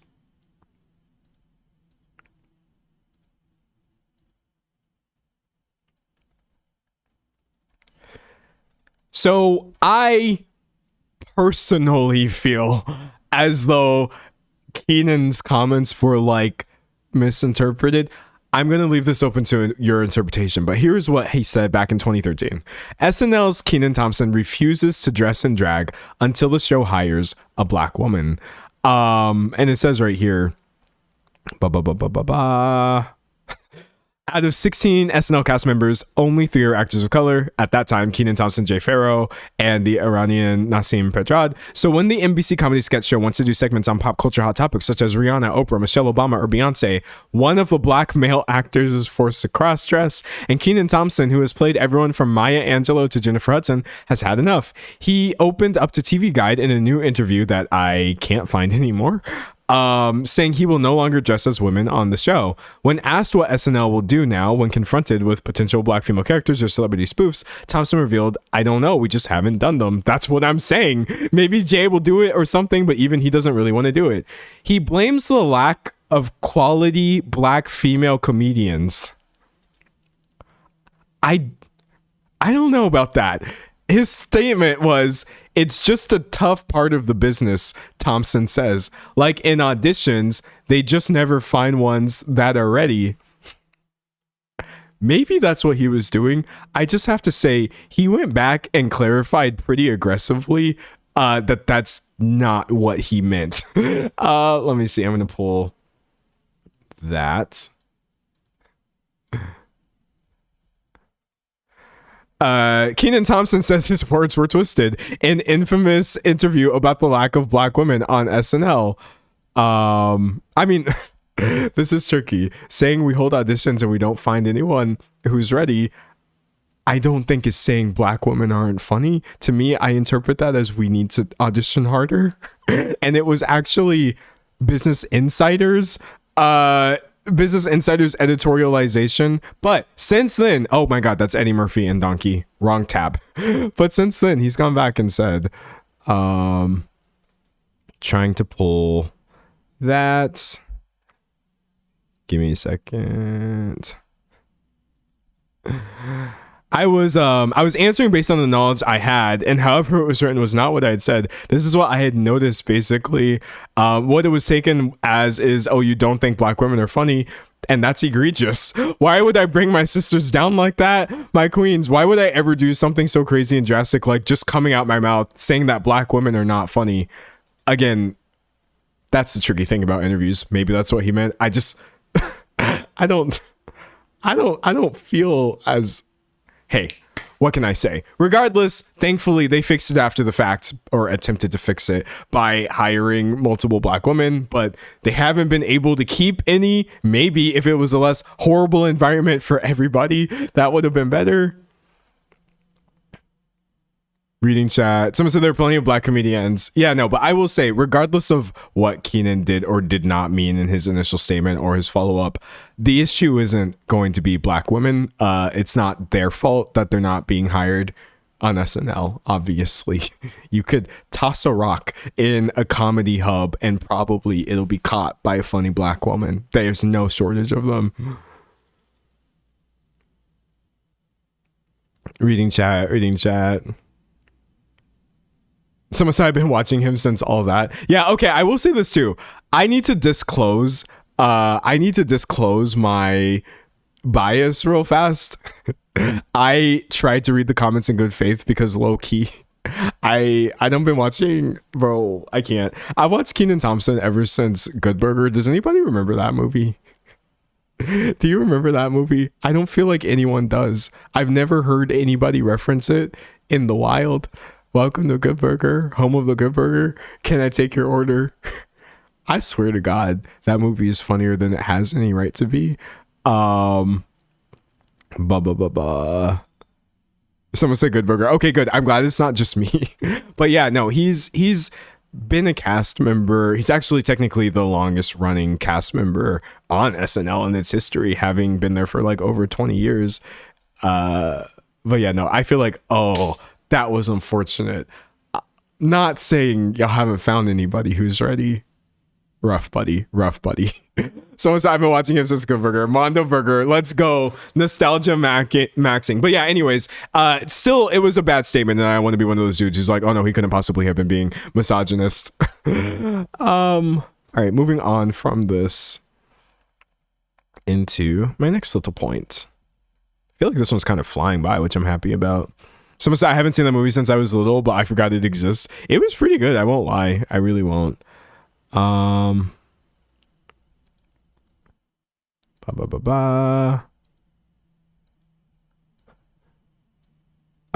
Just double checking my outline to make sure I'm not like missing stuff. Anyways, getting back to the original thing, because I think like high key, oh my God, someone has mentioned I'm a dude. He's a dude. She's a dude. We're all dudes. That was my favorite part from Good Burger. Sorry, this is getting too granular, but there's like a recurring thing that they say on there. And they're like, I'm a dude. He's a dude. She's a dude. Because we're all dudes. Hey. And that was just... that was just a refrain, and I internalized that as a youngin. When I was like 5, I was like, yeah, she's a dude, I'm a dude, we're all dudes. Granted, that's an oversimplification, but it helped me a lot. It really, really did. Someone said I rewatched that a while ago as an adult. Someone said, but that was Kel. Well, it was Kenan and Kel together. I think at one point, well, was it only Kel who said it? I feel like at one point they were all saying it. But yeah, Kel Mitchell, he can't be left out of this conversation either. Because what I feel like y'all are just not remembering, not y'all, I'm sure you do, is it used to be Kenan and Kel. At one point, they were together. Well, not like that, but they were together as like comedy partners, and they were funny as hell. They had their own sitcom, which I don't know, I have no idea how it holds up actually, but all that was actually like not all that, Good Burger was kind of like part of their legendary run. It was like all that, Kenan and Kel, Good Burger. It was a good time for comedy, low-key. It was like slightly before my time, but it was all still happening while I was here. It really, really was. Someone said I like the Kenan and Kel show. Yeah, no, but I'm not here to disrespect Kel by leaving him out like that. I promise. That sitcom was peak. Someone said they recently did a Good Burger sequel. I never watched it because I want my happy memories of Good Burger to remain intact. I really do. Someone said back when Nickelodeon had, you put favorite, but did you mean flavor? Because I agree. They used to have a certain je ne sais quoi. Someone said they came from All That. This is All That. Oh my God, All That. Okay, sorry. Anyways, we got to move on or this will just turn into like a 90s stream, which is going to be slightly botched from me who was born in 98. All this to say, I'm not surprised, I guess. We've been talking about this for 54 minutes, so I'm going to wrap it up. I'm not surprised by the response to what Leslie Jones was saying. But I'm disappointed, I guess, and a little bit sad because I just feel like, I don't know. That's what every person tries to do is literally just be more than who society will allow you to be, whether that is an SNL writer's room or dominant cultural narratives about who you are and how your behavior is being perceived. So like, I'm tired. I am tired. Leslie Jones, she's loud. She's brash. She's been in a lot of funny sketches, doing a lot of funny things, including beating people up, doing the things that she was written to do. But you acknowledging that all of this exists and refusing to consider that she could do anything outside of it at the end of the day is racist. I guess that's my thesis. Any other thoughts? Someone said Leslie is gorgeous and hilarious. Bro, okay, I didn't even talk about that. Because I try not to like focus too much on people's appearances, even in a positive light, because I feel like being neutral is usually the best. But I will say, she is obviously pretty, and I'm real tired of y'all pretending like African features or features that are more common in Africa are ugly. I'm actually genuinely over it. Nobody looks worse because you got a wide nose or big lips or whatever it is that we be having. First of all, we can look like literally anything, but yeah, there is so much stupid discourse about the way that she looks because of her short hair and her features, and I'm just like, oh. But I purposely left all of that out there. We would be here all day. I'm somebody who just tries not to care too much about the way people look at all, but I do have eyes, and I see people saying too, like conventionally attractive, and like saying, well, like, oh well, this person's not conventionally attractive, and I'm just like, cancel the convention. It's 2026. There are billions of people from multiple 100, 200 plus countries. You can look like literally anything while still being beautiful. I'm tired of conventionally attractive even being an idea in our minds.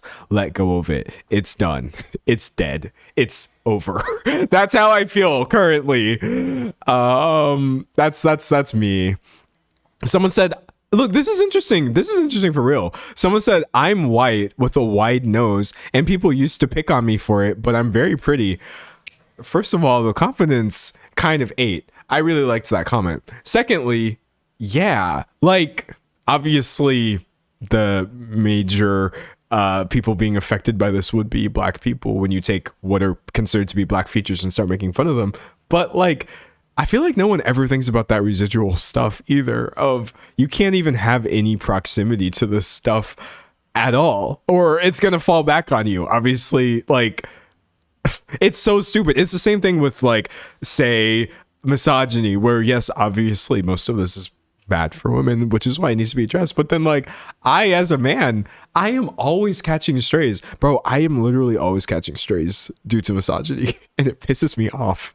But yeah, every now and then I do see white people catching racism strays, and I'm like, wow, we so backwards. We got to fix this. We got to turn this around, buddy. We really, really do. Someone said same thing with the trans community. Yes, we all catch strays from transphobia. All of us. I would like to fix it for the benefit of trans people. I would like everybody to have access to the medical care that they need to be as happy as anybody else in this life, because we all deserve it. And also, what about all of these repercussions that people face when they're also cisgender? That happens a lot, and y'all don't even want to fix that. You're so okay with the transphobia as long as you're oppressing some people. You don't care that it's like spilling out and affecting all these other people. I'm thinking of like athletes, women who are just getting accused of being men and suffering consequences and stuff like that. I'm just like, y'all really, really, really, really piss me off. It's so stupid. Reading chat. Someone said there's no empowerment in us keeping beauty standards, is what I was trying to say. Yeah, no, like, just be beautiful. It's a choice at the end of the day. You can't choose to fit, I guess, the convention, but uninvite yourself. That's how I feel. I mean, obviously you're going to get mistreated, sadly, but what can you do? Someone said I can't get through a single comment section without people being transphobic for no reason. Hopefully my comment section is immune to that, because we do be trying to, like, prune to the best of our ability. But yes, I agree, that literally happened the other day where we were reading something and then people were being randomly transphobic. So stupid. Transvestigating, yeah, no, that's nasty. And none of that. I keep as a joke saying during Pride Month, but like, definitely not. But also never, ever. Just kill it, bro. Kill it. Anyways, any other thoughts about Leslie Jones, SNL, Kenan Thompson, Lauren Michaels, SNL's weird history, and occupying the space where they seem to be left-leaning, but will do a bunch of things like be ableist or invite Dave Chappelle and his transphobia, or Donald Trump when everybody already knew that he was racist. Garrett Morris calling this out literally 50 years ago. Us having been known this was an issue. There a lack of diversity in the 70s, which has been carried over all the way into current year. Any other thoughts? If you got any, say them now. Otherwise, I'm gonna record an outro probably. Someone said cancel the whole show at this point. I don't know, like, give us SNL 2. They kind of have an SNL 2. They have like SNL UK. That a thing? Which I don't know why they started that. That's literally started a couple months ago, and I'm scared because SNL has so many issues, but I pray that this is funnier. I hope, for the benefit of all my UK people, you get a funnier Saturday Night Live than we get out of New York here in America. Someone said, can you discuss some of the problematic skits they made specifically? Oh, man. Off the top of my... I mean, okay, so here's the thing. Like, because SNL has been going since the 70s, they have some really heinous stuff. Like, off the top of my head, I can't pull them because that wasn't research that I did for this video, but some of it was cropping up. I think because I was mostly trying to point out that they still have issues today. I focused, for example, on their like ableist sketch that they did very recently, but like SNL, dog, they done got some skeletons in the closet. So if you were just to Google SNL problematic sketches, which I don't want to do because I don't want a bunch of crazy pictures popping up, you can definitely do that. You definitely can. Someone said, where would he start? Yeah, no, you're absolutely right to ask. Just know that would be a much longer video than the one I did today. Nah. Someone said SNL UK is a lot better. That makes me happy. That makes me happy, for real. Reading chat, reading chat. Somebody says somebody was MB-phobic. That's not surprising to me by any means as a non-binary person, unfortunately. Yeah, no, y'all. Oh my God. I try not to talk about that too much, I feel, but it's kind of crazy. Someone says Zionism, ableism, racism, transphobia, misogyny. Yes, SNL has literally done all of that. They objectively have. Someone says SNL is always going to pick what makes them money, which unfortunately means punching down, which is my least favorite form of comedy. Yeah. Reading chat, reading chat. Someone said 5 hours later we'd be at the tip of the iceberg for problematic skits. Okay. Anyway, someone said It's Pat was a running sketch. Oh, is that from All That? Okay, hold on. Wait. Low key, if you're trying to say that All That had problematic sketches, I would have to agree with you. Yeah, because All That came out in the 90s. Then again, I don't know which one you're referring to. I don't remember which one that was from. Maybe you're talking about something else. Sometimes it's hard because I'm missing context. But yeah, no, like when I say I found All That funny, just know I meant for the time. I'm sure it's probably hella problematic. Oh, someone said it's on SNL. Okay, never mind. It's on SNL then. Sorry, it could be hard when I'm missing context. Reading chat. Someone said All That is Dan Snyder. Ugh. Yuck. And you're right. Unfortunately, I mean, my God, if there is a candidate for single-handedly ruining childhoods, I mean, well, my childhood was ruined by a lot of people as almost like a conspiracy specifically to do that. But we've got to give this man the biggest piece of the pie. I don't know what this analogy means. God, he sucks so bad. Dan Snyder's terrible. Terrible. Anyways, I think we're good. I think probably we've got all this. Everybody say goodbye. Say goodbye to the stream. No, I'm not ending the stream. Say goodbye to YouTube as I record an outro. Someone said I just threw up in my mouth. Yeah, sorry for random Dan Snyder picture.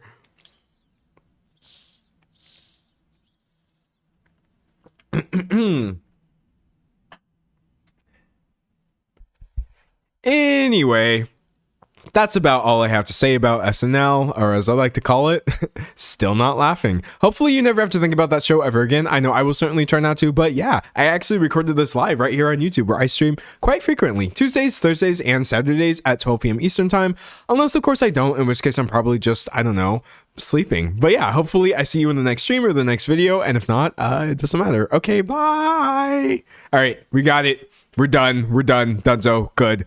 Hour 6. Let's go. I'll probably cut it down to like 18. It'll be nice and clean. Put it up there.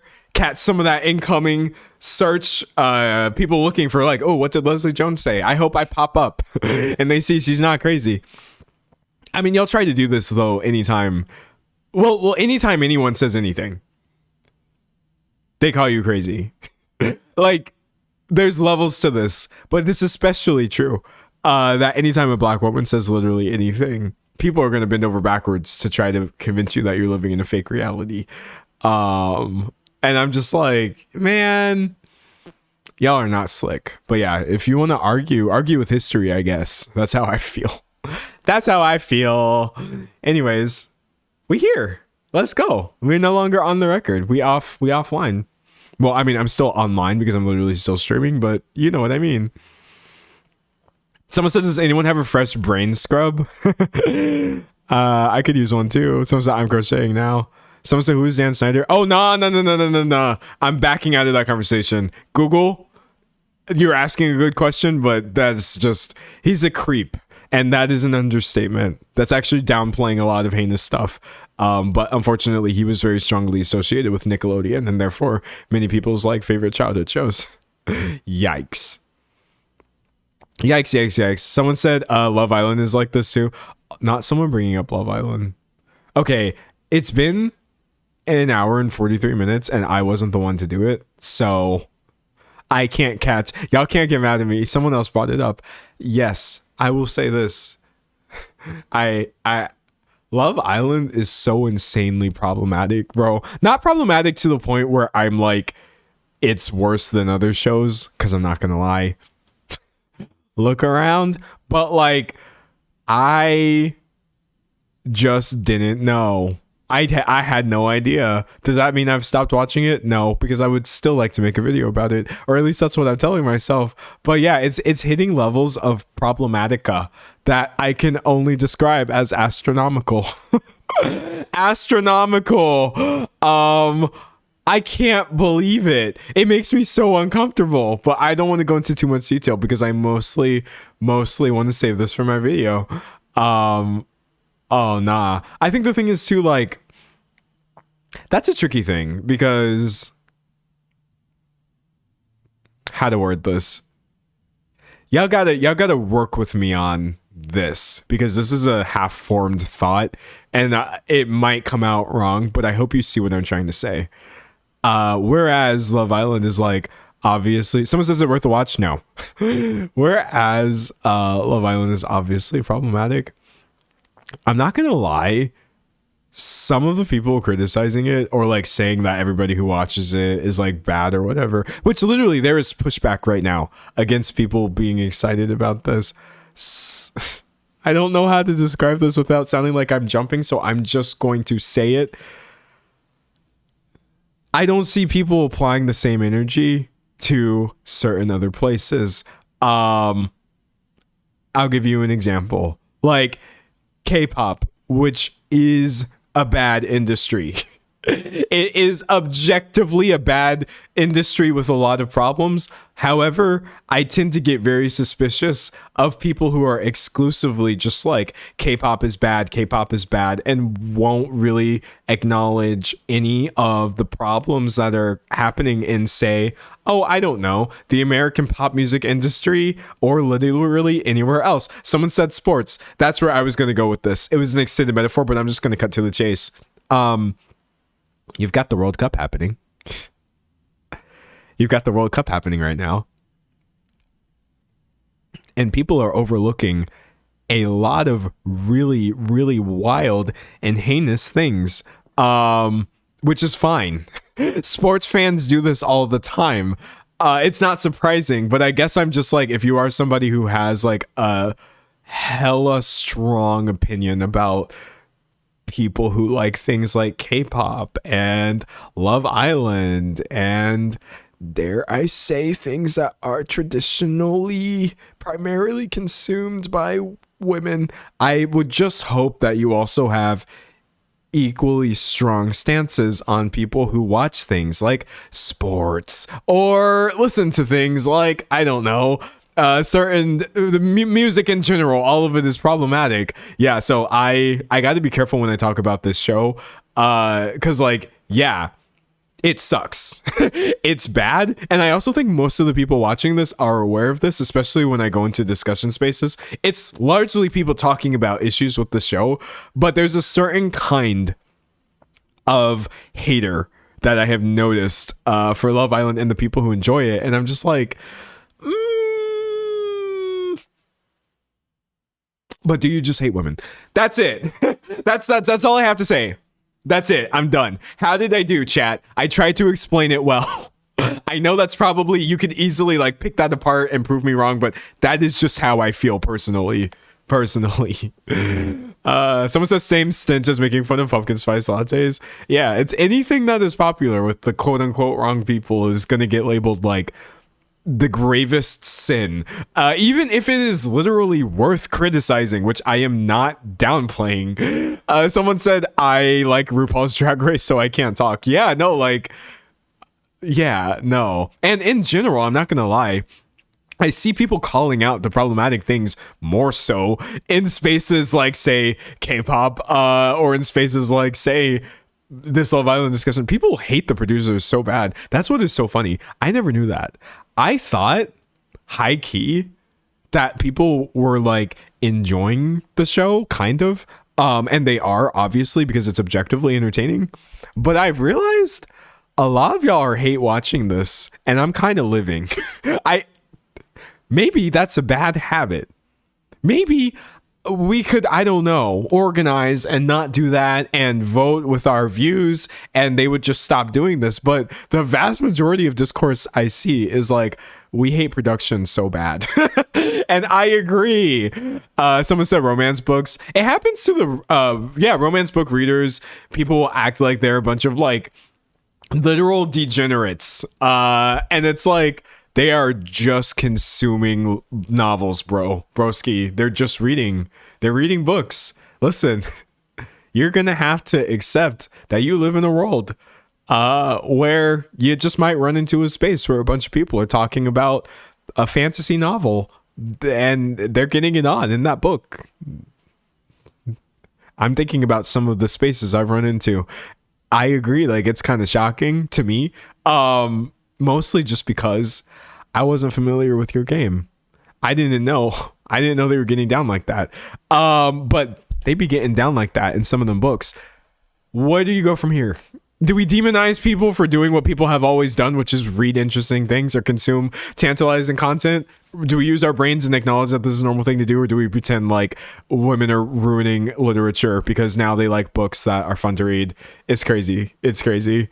Someone said hating on cozy games. Yes, that's the same font family as everything else. You're absolutely right. Someone said he did Reverie. Yeah, no, it's a mess, dog.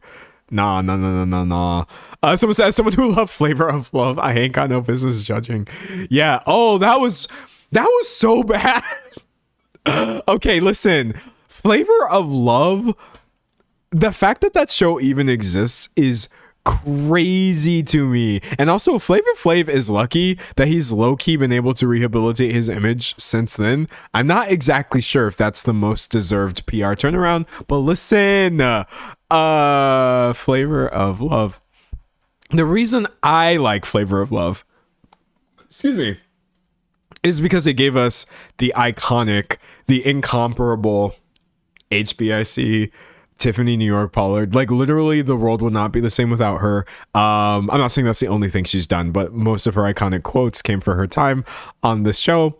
But like, dude, it was literally just a bunch of, if I remember correctly, it's 20 different ladies compete for Flavor Flav's heart as they live together in a mansion, which, how to say this without sounding mean? It's kind of like, we have a new idea for a reality show where 20 women are going to live in a mansion competing for a scoop of vanilla ice cream. Singular. Vanilla ice cream's cool. I'm not trying to knock it as a thing. Flavor Flav is fine. Kind of. He's okay in that he is a person for sure that exists. I just feel like of all people that would realistically get 20 people competing over their affection, it certainly wouldn't be Charisma Vacuum Flavor Flav. That's how I feel personally. I never ever actually felt like anything he was giving was actually like sizzling enough or like stoking enough. Anything that would get, he is so like dry on the show. I swear to God, every conversation dead, romance non-existent, and that kind of makes the show funnier. Because it's like, ain't no world beyond reality TV in which this would ever be happening. But Tiffany New York Pollard, absolutely, she played her part. She was like, that is my man, and I am here to win. I am going to do the absolute most. Oh my God, so funny, so funny. But I've said it before, and I'll say it again. New York is one of the most talented living improv comedians and smartest. You just can't disagree with me on that. Or you can. You're free to. You're free to. But I genuinely feel like you can start giving me a list of all improv comedians. Just start putting them on the list. I'm going to have to put her near the top. I can't not. I actually feel like low key, on a personal level, I could start arguing for her to be one of the greatest, even looking beyond just this time period. But for sure, of people currently active, I just don't think anybody is as funny as fast as she is. It's so good, dog. She does this live. It is not easy to be funny live, as you see from half of my jokes working and half of them failing. Oh my god. Someone said they only wanted a piece of him because he was famous.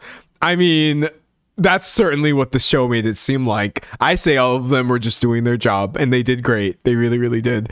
Someone said her Ziwe interview was one of Ziwe's top 5.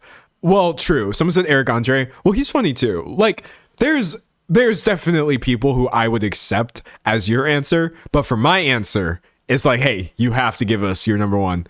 It's New York. I'm sorry. She's so funny, bro. I can't. Someone said, I'm not gonna yuck your yum, but I'm not made for reality TV. Good, because you're not missing anything. It's like a waste of time. I think, are there any like reality TV fans here who would agree that it's low-key a waste of time? It's just your preferred waste of time. It's not hurting anybody. That's what I've realized, low-key. Like, I do feel that after I finish this season of Love Island, I'm going to move on. I'm going to make my little video. I will have taken part in this cultural trend, and I will feel like I know more about my fellow human. But I just don't even feel like the people watching this think that this is high art. I literally feel like they just feel like it's something to do. And if you're going to do something, why not watch a bunch of television attractive people be messy and annoying intentionally? Someone said that's a lot of things we enjoy. It's certainly my channel. It's like, I'm not doing anything here that the world needs per se, but I certainly get a lot out of it, which is why I keep coming back. Also, it's my job. But like, I'm happy to have this as my job, actually. Reading. Someone said it's definitely mind numbing. Yeah, no, I've become over the past, I think really specifically over the past year or two, I have realized the importance of like distraction. Now listen, you should never be so distracted that you've lost the plot, right? I don't believe you should live in like a bubble to where you don't know what's actually happening in the world, because that is how people take advantage of you. And sadly, that's why the world is where it is now. But I've actually realized it is necessary. It is necessary for my survival to be distracted, for me to focus on things that do not matter at all. Love Island doesn't matter at all. It could literally disappear and the world would maybe even be better, actually. Who knows? My channel, commentary, YouTube, bro, none of this celebrity entertainment stuff is actually that big of a deal. I'm a lot of people's distraction sometimes, which I'm happy to be. Like, similarly, the video games that I play, bro, these things don't matter. They are wasting my time. I have chosen to focus on them instead of things that are ostensibly more important. I just can't spend all of my time focusing on things that matter, or I'm going to implode. That's where I am now. I just can't do it. Nah. Someone said don't isolate yourself. Yeah, no, you got to find, in my opinion, you got to find balance. And if you find that balance, then you'll be fine. Someone said distraction is why I love cheesy shoujo animes. Also, marriage toxin lately. Anime is a great distraction. It's fantastic. I mean, as long as like you're doing your best to find those ones that aren't weird as hell.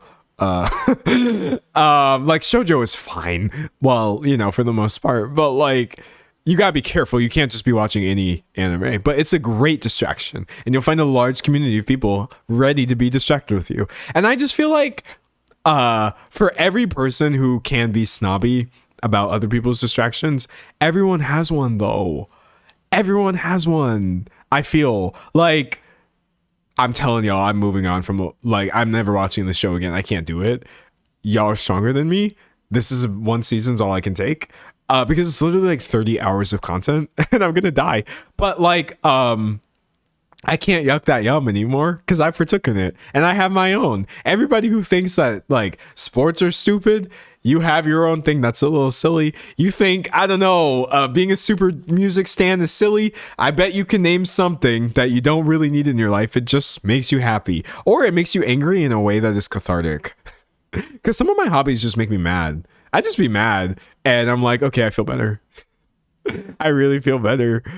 Someone said I like makeup for real, and that's fun too because that's an art form. Like there's so many different ways of consuming things. It doesn't always have to be as superficial as it seems.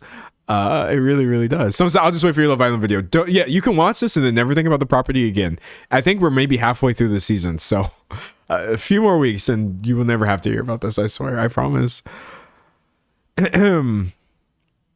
Someone says, I think where it gets dangerous is when the distraction is low-key propaganda. Okay, that I agree with, though, strongly.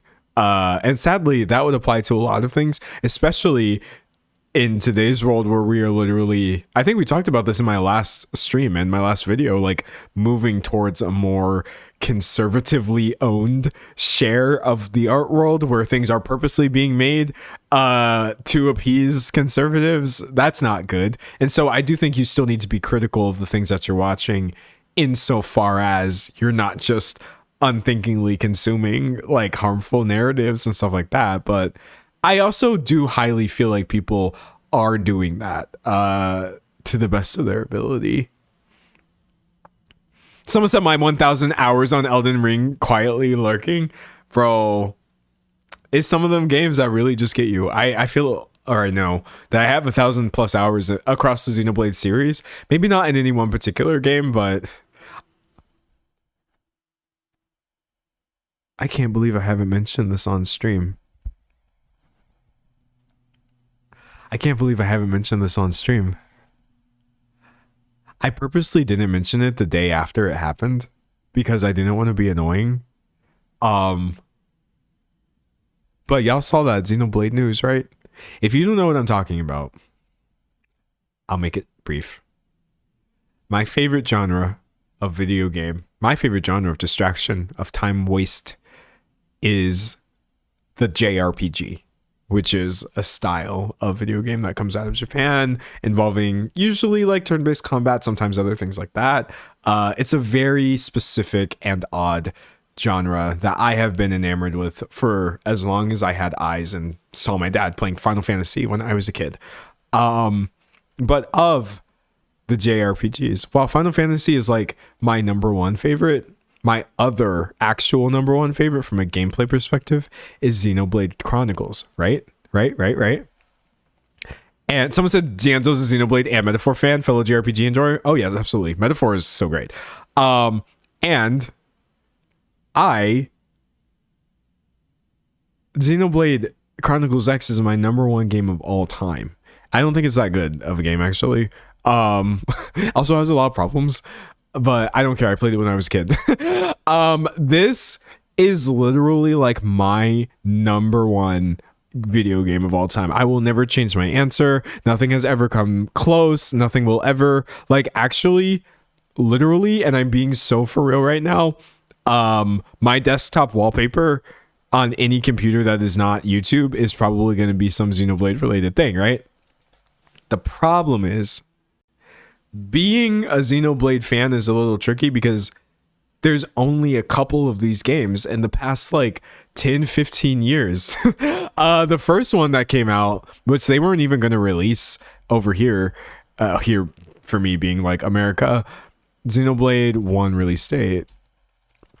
Yeah, so like Xenoblade 1 came out in Japan first in 2010 and then Europe later, and they were never ever going to release it in North America, but dedicated fans of the series were like, no, please, and they literally launched Operation Rainfall, which was a fan campaign specifically trying to get them to release cool games, including Xenoblade Chronicles. And so through a miracle of fan intervention, we lowly North Americans got to play Xenoblade in 2012.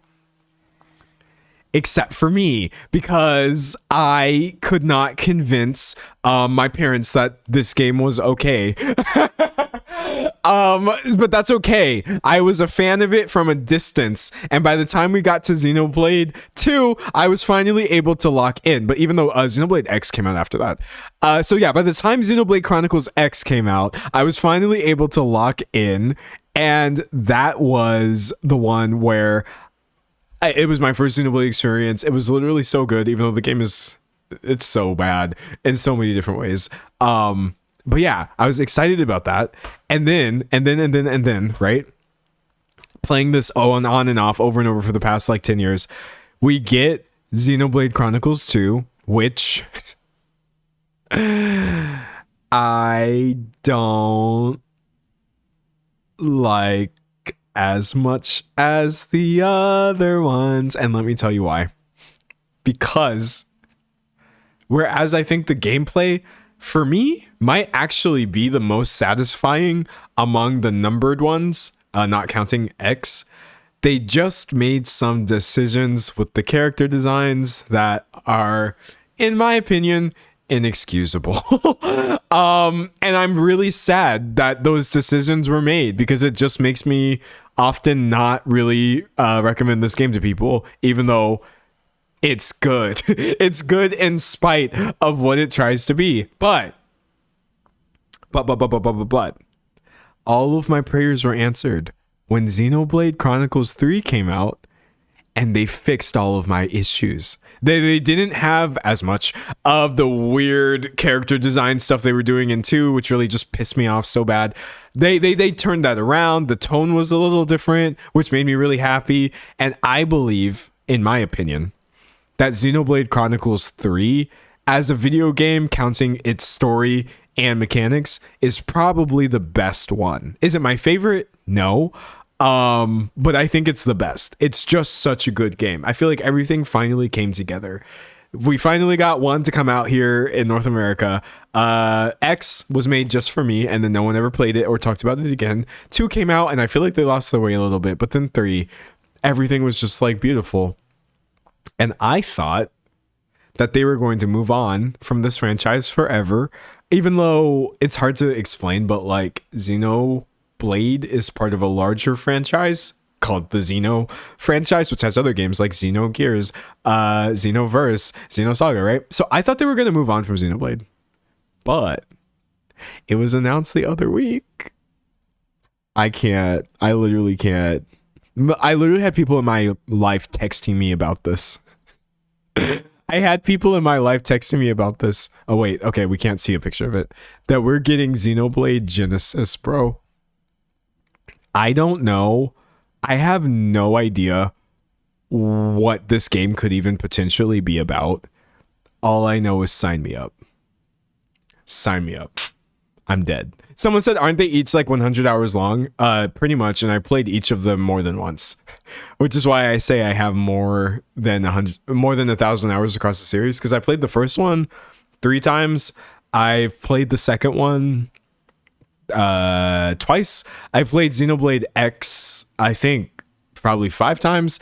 And I've only played the third one once, but I'm likely going to replay it before Xenoblade Genesis comes out. So yeah, I literally just keep playing these games over and over.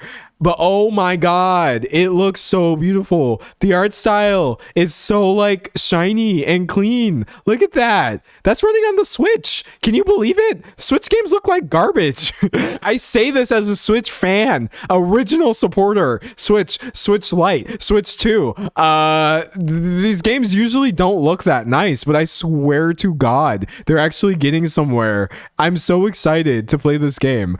It's stupid how excited I am. And I feel like they're not going to make me look stupid.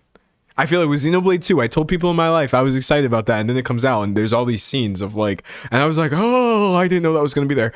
They made me look a little silly. But Xenoblade 3, they turned it around. And I feel like Xenoblade Genesis, I just strongly desire for this to be a good game without a bunch of weird stuff. Someone says stunning. Bro, it's beautiful. It's a beautiful game. They've at least got that part right. But yeah, I pray to Monolith Soft Please, guys, don't screw this up. I want to be publicly excited about the Xenoblade game. I want to put my name on it and be like, I recommend that you play this. Please do. Maybe I could even play some of it. I can't play the whole thing on stream because that would take so long. But maybe I can even play some of it and cry. You can see my reaction to the opening or something. I don't know, or care. I'm just... Yeah, that's all. That's all. Sorry. I'm so excited. See, I love some things. I've said this before, but like, I know I have a bad rap here on the internet. I can be quite curmudgeonly and I just seem to find issue with any and everything. But I swear to God, some things do spark joy within me. I also still typically criticize those things very harshly, but sign me up. Sign me up. Someone said, don't hate me for this, but it's giving Genshin vibes. I love Genshin graphics though. I don't hate you for that. Genshin Impact has really pretty art style. I like the cell shading look of it, and the colors are super nice. I know Genshin gets a lot of hate, and maybe it should for certain other reasons, but I don't think the art style is one of them. And also, all video games should get hate, in my opinion. It really should. Someone said gaming streams win. Yeah, maybe a singular one. I've been trying to do trying to think of one of every cool stream idea that I want to do. So maybe a gaming stream this year. But still absolutely doing my half marathon stream, which I'm very excited about. Still got to figure out how to do this because it's not going to be easy logistically, but I'm excited about that. Reading chat. Someone said that's how Jujutsu Kaisen is for me. I feel like it's one of the few shonen that wrote decent non-sexualized female characters. And bro, you got to be searching far and wide to find that too, because shonen manga, shonen anime is a mess. It's a mess with the female characters. Is bad. Is bad, bro. Someone said, do you play fighting games? I can beat normies in Street Fighter 4, but I would be destroyed by anybody who has practiced. That's my answer to that question. If you have never actually played Street Fighter 4, I can probably beat you in this game. If you have literally never played. Because I'm just going to I have a specific character that I pick who literally has the easiest combos, and I will just literally punish you for every single mistake that you make. That's the easiest way for me to play fighting games. Yeah, so like if you flub anything, or if you make any sort of rookie mistake, I'm just gonna swoop in and super combo, probably like drop an ultra out of nowhere. You're just going to be really pissed off. I play in a very annoying and spammy way, and it doesn't work against skilled people. So that's my answer. That's my answer. Someone said that's so real. That's me with Smash Bros. That is also me with Smash Bros. I can beat people who don't play pretty easily. I feel like all of Smash Bros games have fairly similar like mechanics, so probably any of them, but especially from Brawl onwards. I can beat you in Brawl, I can beat you in Ultimate, I can beat you in Smash for Wii U / 3DS, even though I don't really like that game. And again, it's the same method where I will just pick a character and just punish. Now, sadly, it's a little trickier here because my main is pretty easy to fight against, which is bad for me, because if you are good at standing up against Bowser, for example, I'm the worst player. But if you're not, sorry, you're gonna lose for real. Someone said, I love Killer Instinct. I tried to play that game, but then I realized it took actual skill, so I gave up. I gave up. Someone said, I was so pissed when my little brother started getting good at Smash because I used to crush him. That's why I'm good at these games. I'm good at Smash Bros. Because I had to beat my siblings. I'm good at Street Fighter 4 because that's the one that we had, and I had to win. And the one game I will be honest with you though, you're not going to beat me at unless you are, I don't know, like borderline, like I don't want to say like professional, because I'm nowhere near being out of the amateur category. But I will say, no one has ever No one has ever really beaten me in Mario Kart 8. Again, I've never, and I would say the same thing for Mario Kart Wii. You can win against me in individual races for sure. Obviously, I've lost a lot of Mario Kart in my day, but like I've never, to my knowledge, sat down to do like a Grand Prix with anyone I've ever met, which has been multiple people, and lost. Because I do think I'm fairly decent at this one. Again, if you're actually good at the game, you're just gonna be like, bro, you're so cocky and you're terrible. I agree, but hey, it works against most people. That's how I feel. So said, nah, Mario Kart Wii, I am the GOAT. Hey, we would just have to see who's the GOAT harder. That's how I feel, because I was pretty good at that game. See, what people don't realize, or what I feel like people don't realize, is like Mario Kart is not even about like the graphics. Like, hold on, Mario Kart Wii screenshot.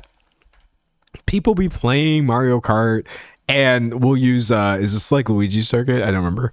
Wow, did this game look that bad? Wow. Anyways, people will like play the game and you're like looking around. You're like, oh, there's the sky. There's a bunch of like dash panels. I'm going to go over those and go faster. Yeah, I'm doing tricks. You literally just have to stop thinking about how the course looks and just start thinking about it as a series of curves. That's all Mario Kart is. Technically, all the only thing that the visuals are helping you do is literally visualize the exact sequence that you need to input to maximize your turns around the curves. If you are like nailing every single drift, it can be very, very difficult for anybody to catch up to you, because as long as you don't flub any of them, you're always just going to be slightly faster than everybody else. So my method of playing Mario Kart is to just edge out the competition by trying never to miss any of these turns. I never go wide and I never go in too far, and you're gonna win, or I'm gonna win. I don't know about you personally. Someone said it's all about the drifting. It really, really is. Like tricks and items and all that is fine. I usually would get to the point where like people would send blue shells and it wouldn't even matter. It wouldn't even matter. I'm like, congrats on wasting a blue shell. Do y'all know what that is? Here, you're going to find out how annoying I am when I play Mario Kart. So a blue shell is literally the worst item in Mario Kart for people who are good. It's the worst to me because I never get blue shells because I'm usually in first. I get hit with blue shells. It's an item that is given to people who are in places, I don't know, like 5 and behind or whatever, where it automatically seeks out the person in first and just bam, smashes into them, completely just knocking off their momentum, all of it. They're ground to a complete halt. They have to accelerate from 0 again, and usually you're gonna get passed by a bunch of people. But typically, if it's a good day on a course that I'm not terrible at, I can put so much distance between me and whoever has the second place. It doesn't even matter. I just get hit, I recover, and then I keep going, and I'm still in first. So that's all I've got to say. Someone said my pizza inside drift combo has never been defeated by anyone I know in real life. That's what it is. You have to have your things at work, for real, for real. I was also, I pretty much am a Luigi main on Mario Kart for some reason. Someone said, we can all dominate corners. It's about tactics and knowing when to be in first. See, some people will try not to be in first because you don't want to get hit. I just remain in first all the time. I'm like, I don't care if you hit me. I will catch up. I don't care if it happens at the very end. I'm going to pass you. I will slipstream. I will. I literally just treat it as like everyone else racing for second. And it works. Someone said oldest sibling behavior. You got to be annoying while playing video games as an older sibling. It's your legal obligation, for sure. Someone said, I'm a Toad/Yoshi main. Oh my gosh, I love Yoshi. Oh, wait, speaking of that. Sorry, I don't know why I'm talking about video games, but we're already here. Did y'all see that new Yoshi game? Because I'm going to be honest with you. Wait, what's it called? The Mysterious Book? It's kind of cute. Look, I'm sorry. The Nintendo glazing is getting kind of sickening. I'm over it. But guys... You can be Yoshi and like travel around in little bubbles. And the point of the game isn't actually to like fight or do anything like super challenging. We need some like screenshots, bro. The point of the game isn't to like fight or do anything challenging. You're just supposed to go into these little environments and do field research. It's literally a field research Yoshi game with a magic talking book. I swear to God, few things have been giving me more joy than this game. So this book right here, Mr. Encyclopedia, also known as Mr. E, is how you can tell these games are for children. I don't care. As a former child, I will play as many children's games as I want. I get so hype every time Mr. E's like, hey, let's go to chapter 3. And then you go to chapter 3 and it's like, ooh, what's this creature? How does this one's actually really scary, but it's like, how does this creature work? And then Yoshi goes in and like he does research. He's like, ooh, what happens if we toss the creature in water? How does it react? Ooh, what happens if these two creatures like come together? Will they be friendly? Will they be angry? Ooh, like what happens if you give this creature a little hat? And instead of like collecting, I don't know, things that matter, you're literally collecting like scientific information about these various little creatures. And I promise you, it's so good to me personally.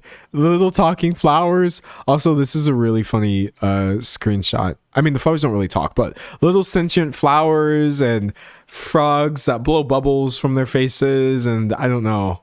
Yeah. Sorry, it's so much whimsy. So much whimsy. Someone said, now I want to play the game. Yeah, I still don't know if I really recommend buying the game. Probably not. How much is it right now? Yoshi and the Mysterious Island. Oops, I put island, but it's book because I was thinking about Yoshi's Island. Yeah. I'm gonna say no. That's gonna be a big no for me. Do I recommend this game at $60? Absolutely not. I'm sorry. I think that this is sadly falling in the trend of Nintendo dramatically overpricing their Switch 2 games, because it's really just not a $60 game. It's good though. Sadly, the price is never going to come down, but there are other ways of playing games. You don't always have to go directly through the Nintendo store, if you get what I'm saying. Someone said Nintendo never puts their games on sale, which pisses me off. It's bad, bro. Like, they're so annoying. They're literally so annoying. Someone said I'll add it to the wish list in the incredibly rare case it ever goes on sale. Yeah, maybe you'll get like some kind of gift card, or maybe the game itself won't go on sale, but Nintendo will have some sort of store-wide sale. If you could do it like that, yes, pick the game up. But at $60, I absolutely cannot recommend this. It's like barely a game. It's so stupid. Someone said I hate capitalism. I would have to agree with you strongly for many reasons, this being one of them. Someone said they used to be the family company. Yeah, it's like they gave up on even trying to seem like a cool company, which is wild to me. I'm positive they've always had their issues, Nintendo, but like, wow, we are really in new territory here. Someone said if they do, it's $5 off. That's just an insult. That is an insult. Someone said, let's talk about Rockstar charging $100 for the GTA 6 game. Is that true? Is that actually true? GTA 6 price. I've been waiting for the price to come out, but I didn't know what it was going to be. Oh, they're saying it's going to be 80 and 100 for the Ultimate Edition. What does that mean? The physical version will not include a disc. Wait.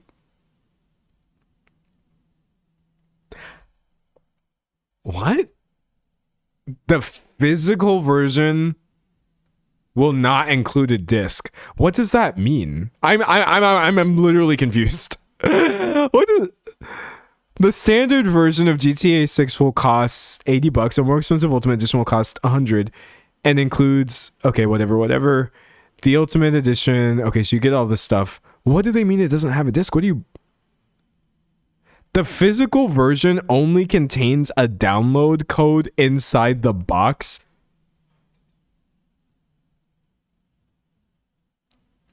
What? That's bad. That's pretty bad. Okay, so you are literally paying for a physical version, but you're just getting sent a code to download it, which is the same thing as if you had just not paid. That's not a physical version. I'm sorry, literally, how are you allowed to call this a physical version? How? This is so stupid to me. I saw someone say that the physical version's coming later. Okay, so then, God, that's so stupid. Yeah, it's like every day is something new. I mean, I'm sure this isn't the first game that's done this, but I guess I wasn't expecting that. I was definitely expecting for there to be $100 version, obviously, even though I still feel like it's kind of wild. I was definitely expecting some sort of shenanigans, but not a download code, and you don't even get a disc. What the helly? Someone said wait a few months if you want physical. Crazy. Yeah, why should you have to do that? That just feels weird to me. Someone said they wildin' on this one. They definitely are. I just feel like the problem is they keep using, and this isn't like new, this is a cold take, I'm just repeating things that other people said, but it seems to be true. Games keep taking people's money and using it to finish the game. They will release a version of a game that's not good. It's like buggy or something like that, and they don't care. They let you pre-order it. They'll let you buy a physical diskless download code, and then the money that they're getting, they will fix whatever and then continue to sell the game. And I'm just like, that is really not how products are supposed to work. I know, like, I don't want to sound like some sort of boomer, but people did used to be able to like make a full game and then just sell it. Yeah, sometimes you have to do day one patches, sometimes you have to fix things, but like these incomplete products that they keep selling are just egregious to me. Someone said unfinished games grind my gears. Yeah, to me, it's hard for me to not assume that this whole selling of the physical without a disc, it sounds like they're trying to fix something. What are you trying to fix? Why can't you sell the disc yet, guys? That's just weird to me. Someone said it's okay. You can say Cyberpunk 2077. I mean, that's kind of what happened. Now, that being said, they did fix the hell out of that game, which I think is great. But that still doesn't like set a good precedent, I feel.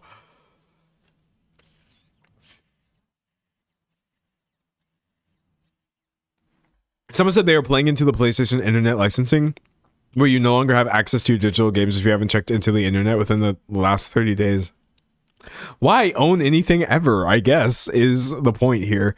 I guess like that should have occurred to me that would have been like the ultimate goal of, I don't want to say capitalism per se because I sound like a broken record, but like capitalism where you pay for something and then you don't even get it. I guess before, because that's the thing is like companies, there's two things. Actually, there's only one thing that any company hates, and that is its employees. There's nothing that a corporation hates more than the people who operate it as workers, right? Literally seething hatred and disgust and disdain for all of their employees is the end goal of any well-run corporation, right? But like, as a function of that, and the reason that corporations hate their employees, it's because you have to pay them. No company actually wants to have any expenses ever. And so I feel as though we don't want to spend money on anything, including the people who work for us, is low-key spilling out into, we also hate the consumers and we don't want to give them products. We don't even want to give people what they're actually paying for. We decide whether you have access to this, even though you're paying us full price. We're not going to give it to you. So go ahead and throw consumers up there. The top two things that any company hates is the people who work for them and the people who pay the money. It's so stupid, man. It's bad. It's bad. Reading. Someone said intro or main topic. Oh, I did the topic, I think 30 minutes ago or something. Don't worry though, if you missed it, I'm gonna cut it down, throw the video up tomorrow, and it'll be great. Someone said indie games for the win. Yeah, no, definitely you will run into this less with indie games for sure, thankfully. That's just a mess, man. Someone said they gotta come down off that high horse. Yeah, like, I don't think it's sustainable. I think the thing is, the reason that Rockstar can sell a $100 video game physical version where you don't actually get a disc is because people will buy it. And I understand, okay, people will buy $70 games, they'll buy $80 games, they'll buy $100 games. People will buy games before they come out, pre-order. They will purchase things and not own them. We are all being okay with this, I think, on some level, because it feels as though we have to. But I feel like we're going to get to a point where no one is going to buy it. Okay, I can believe people buying a $100 game, an $80 game, but are you going to buy like a $200 game? Are you going to double the price? Like, games used to be $60. Are we going to buy $120 games? I don't think so. I just feel like I'm waiting for it to get to a point where prices have to come down. It has to happen, man. Someone said I'm guilty of this. I'm guilty of it too. I pay for things that I don't own, and I pre-order things sometimes. I absolutely like feed into not voting with my money, essentially. But like, I'm trying not to, and they're going to get to a point where people they can't. It's happening with concerts. I was going to make a video about it, and I may still, but I don't know. There's just been a lot happening, but like, literally they're calling it blue dot fever, which is so funny to me. And they're like, oh my gosh. Oh, wow. What is happening? Okay. They're like, oh my gosh, no one is going to concerts. What's happening? Blue dot fever is spreading. In other words, the blue dots are like when you go to buy your seats, all the blue dots are the ones that aren't taken. Why are there so many empty seats in concerts? Because nobody wants to pay for that. I'm sorry. No one is paying hundreds of dollars. I mean, if they want to, they can, but the masses in general, they're just not doing it. Especially, by the way, when there are concerts that are not expensive. There are still concerts that are reasonably priced, and people are going to those instead. But when you have like these massive pop stars, multiple, literally not singling out any single person, with these crazily expensive tickets, we are finally seeing people not go to concerts. And I do feel like the same thing is going to happen with video games, where it's going to be like, oh my gosh, why is nobody playing the new, I'm just going to like GTA 7? No one is installing this. What's going on? You guys are going to get too big for your britches at one point. I know it's going to happen, man. Someone said the resellers are ruining it. Yeah, the resellers, dog, and Ticketmasters specifically. I don't think the artists are 100% to blame at all. I mean, you can't say that, because then you're saying Ticketmaster's not to blame, and they are. And the scalpers are just terrible for all of this too. Someone says scalpel. That's hard to say. Scalper culture is out of control. Yeah, no, it's a mess, man. But I hate all of that for all of us. I really do. Someone said no one should have to pay $100 for the worst seats in the venue. I would have to agree with you. Someone said, I got 4 Pink Panthers tickets for under $200 though, so it's not all terrible. That sounds reasonable to me. That sounds reasonable. Someone said, Ariana Grande tickets in LA had nosebleeds for over $1,000. Resellers are the worst. They absolutely are. Like, y'all are, I don't know. Why take advantage of people's desire to have a good experience? I guess because there's money to be made, duh. But like, God, so bad, so bad. Someone said Taylor turned off dynamic pricing. That's good, right? I believe that's a good thing that Taylor Swift did. Someone said, I miss living in the city with local bands and $10 concert tickets. Yeah, bro, the concert thing is just getting crazy. Someone says CDs for the win. CDs are pretty lit. Bring them back. I mean, they're already doing pretty well, actually. If I'm not mistaken, people are buying more of them now. I think you have to fact check me on that, but I can see why. Someone say Harry Styles 6 being close to 1,200. Yeah, the reselling for those is going crazy, dog. Nah. Someone said I saw underscores last night for free to me. I will forever be jelly of people who get to see underscores, whether they've paid or not. She seems like such a great performer. For real. Someone says Oh, wow. Someone said it sucks so much to have the World Cup in your backyard and not be able to afford to go. Yeah, no, that's... I didn't even think about it from that perspective, but that's insane. Someone said, as a music producer, please do not bring back CDs. Okay, wait, hold on. I'm a music producer too.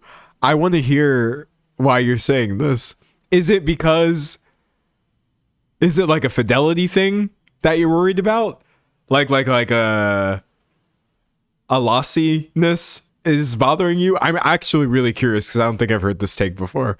I think I'm a bad example as a producer because my mixing, I just mix to what sounds good to me personally. And if that involves data being lost, I don't care. So if I put my joint on a CD, as long as it sounds good, it's fine, even if you're missing info. But yeah, I don't think I've ever heard anybody say like, I'm not like, don't do CDs, please. I produce music, no more CDs. Someone said, I love a disc. CDs are so fun and they're so pretty too. Someone said, only way I can attend the World Cup is when I pick up a shift for work. Jeez. Someone said, yes to thrifting CDs. Avoid buying new if you can. Someone said bit depth. That's what I thought you were going to say. Okay, yeah, that's what I thought you were going to say. Bit depth. The data is burned on the disc rather than being stored inside. CDs are 16. I think a lot of DAWs can render the 32. Okay, so it's a lossiness issue. I understand. I would agree that for maximum, I guess just fidelity, maybe that's not the maximal delivery format. But to that very valid point, I raise you. But CDs are shiny though. They're shiny and they make little rainbows when you like turn them in the light and they're fun. So that's all I've got. That's all I've got. I also feel like high key, people are so okay with lossy audio nowadays anyway because they're streaming most of their stuff, which is absolutely not being streamed in any sort of like high fidelity. So probably most people are not really hearing any sort of difference in quality. But you're right. If you want to like maximize your experience, you can do better. I just think like by the time it's being filtered through like somebody's headphones or phone speakers or whatever, it's getting lost somewhere. Someone said, I love cassettes as a vibe. Cassettes are fun, though. They really are. I found a working Walkman at the thrift for $3. $3? Nice. I've been using all of my old CDs with it, and it sounds amazing. I also recommend getting more vinyls. Yo, that is a steal. That is crazy. You're lucky, low-key, that the thrift shop employees didn't get to that one before you did. Because let me tell you this right now. If I was working at a thrift store and I saw a Walkman for $3, I'd be like, let me come back and buy this after. let me come back and snag this really fast. This is interesting. I like this comment. Somebody said, I don't know if I'm making sense, but I think it's harder to have local, smaller scenes because of internet virality. I don't know if I know exactly what you mean, but I have a version of knowing what you mean. I feel like nowadays when scenes are small, they're not in a place. They're online. Like, for example, I used to be, well, I guess I still am insofar as it continues to exist. I'm like a hyperpop fan. And at one point, hyperpop was like a small scene, but it wasn't really like a place. It was just an internet community. And obviously you do still totally have music scenes in different kinds of places, but like, yeah, most little outfits like this are often just like collectives online nowadays, which is kind of interesting. But I don't want it to sound like nobody is doing local stuff, because that's not true. They absolutely are still getting together and jamming out for real, for real. Someone said the decentralized fandom. Yeah, no, things are getting very online, and that can make it harder to find local music in person for sure. Someone said niches are so small, it's hard to gain access to what you don't know. It very much is. Someone said even locally, a lot of venues are probably owned by conglomerates. That sucks when you have like big companies masquerading as like little local, little indie vibes. And it's like, man, what do you mean? You run a version of this in 100 different cities across the United States. Local, my behind. That's a mess, bro. Someone says if the internet finds out about niche things, it does tend to blow it up louder. Yeah, well, okay, that's another thing too. Nothing ever remains niche anymore. I watched hyperpop go from like some little trend of just things people are making in their bedroom into turning into one of the most popular TikTok sounds in general. Like there's a song Sugar Crash by Eliado, which is a really good song. But like hyperpop literally just went from something that like no one was really listening to that much to like everybody likes I'm on a Sugar Crash. And I was like, whoa, what the hell? And then it happened multiple times with other songs in this genre. So yeah, nothing ever stays niche forever. And even things that you feel like would be niche in a different time are massively popular nowadays, but they're popular in a way that is also not popular at all. Because if you just pull Joe Schmo off the street, they never would have heard of this thing. It's so funny. Someone said Tiffany Day is such good music.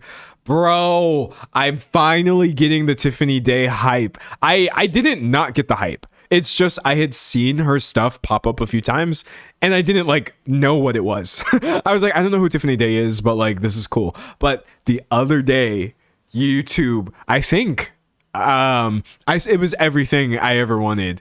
The video for Everything I Ever Wanted came up and I just was like, oh, let me put this on because I keep seeing Tiffany Day. Like, what's the deal here? Bro. And then I found her set. She has a DJ set that she does in the gym. It's so campy. She's literally like rocking out and there's all these dudes in the background just like lifting. It's actually really funny, but the set is super hot fire. Tiffany Day is definitely the truth right now, is what I feel personally. Her stuff is so good. Wait, let me see. If you're in to like well, I need the one where she was at the gym for real though. Yeah. If you're into like bass mixes and you just want to see somebody who made a really darn good one, go find Tiffany Day at the gym. She was literally killing that. I swear to God, she's so good. But yes, I'm a fan. Someone said, are you talking about Tiffany Day? I am. Someone said I'm obsessed. I can understand why. I completely get the hype, and I'm very happy that people are listening. Even the new song that just came out, I was like, okay, we got, let's go. It was a collaboration. I thought it was really good. Someone said I still need to listen, but she's in my queue. Yeah. Now, again, like it's still very much genre music. If you're not into electronic, there may not be much for you there, but I suggest listening to Everything I Ever Wanted because it's a good intro. You get her full range. You see she actually does a bit with the songwriting, which is really nice and lots of really cool sounds and stuff. Someone said her and Nina Girachi. Bro, I swear to God that this was another album that was adequately rated. I love My Computer. Again, we're talking about electronic music. If you love you some good old just electronic sounds, I definitely think you should get, I can't find like an HD version. Okay, here we go. That's not HD at all, but it's close enough. Listen to I Love My Computer by Nina Girachi.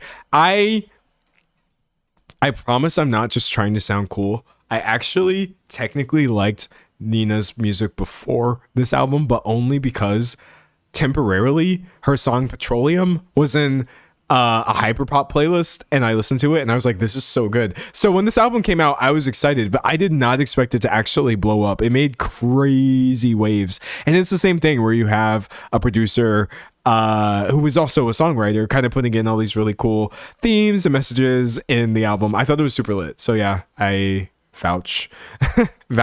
Someone says Sedan Archives. Bro, I need to listen to more of her stuff, but from what I've heard, like Sedan Archives is so lit. For real. Also, doesn't she like play instruments, or am I like wrong about that?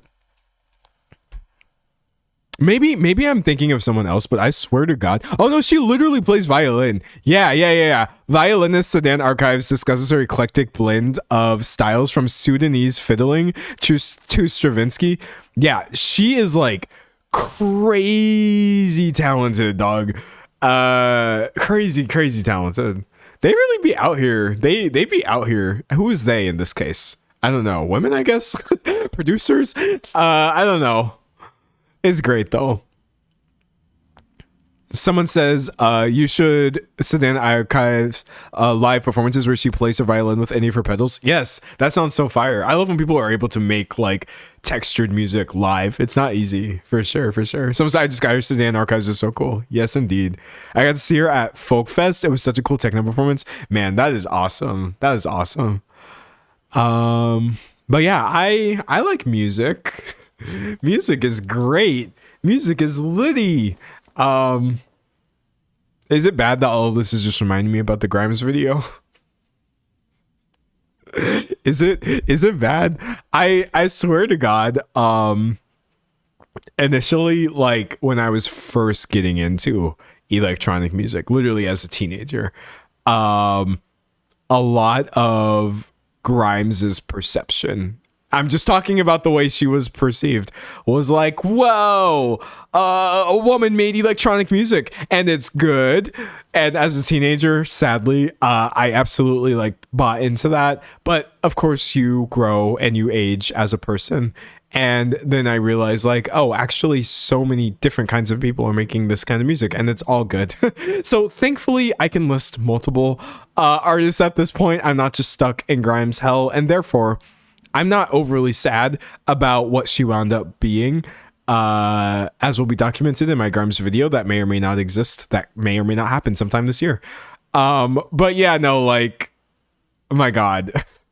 My God. Someone said in 2012 to 2013. Yeah, they used to very much be kind of silly because it's like, women have always been making electronic music. Like, but they've been so shut out that I definitely understand, like, highlighting someone who was popping off at that time. But yeah, no, don't stop at Grimes, please, or you're gonna miss so much good music. So much. Someone said I really liked her music, but yikes to her personality. I did too. I liked Grimes's music, I'll say that. She has songs that I still think are well done, obviously. Someone said Grimes my first EDM heartbreak. Yeah, first of many. Sadly, EDM is a horrible scene for people turning out to be awful. Usually, sadly, it's like men. I'm not gonna lie, like EDM artist turns out to be creep is a very common story, and the amount of people who have allegations but are literally so popular is just mind-numbing, honestly. Soul destroying. Someone said, wasn't a trans woman responsible for pioneering electronic music? Yeah, she definitely was one of them. You were thinking of Wendy. Oh my God, I cannot think of her name. Carlos. There we go. Yeah, so, I mean, like, electronic music, it came about through a lot of people, but you absolutely cannot overlook the contributions of Wendy Carlos, who, yes, is also a trans woman, which I think is amazing. Also, this is kind of funny. There's low-key something about trans women and electronic music. And I don't know what it is.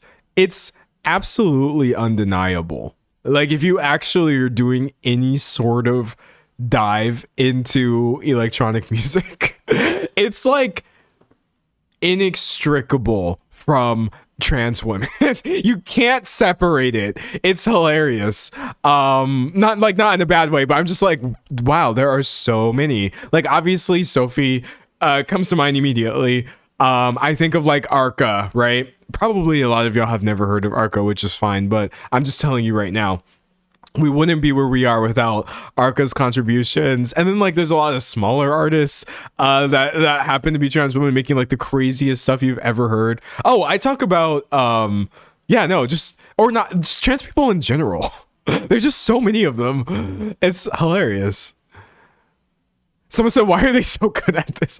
I don't know. Look, I'm literally stereotyping right now, and I'm sorry. It's just seems to be a high number, and it's great. I'm happy, because that means more good music for me. Yay.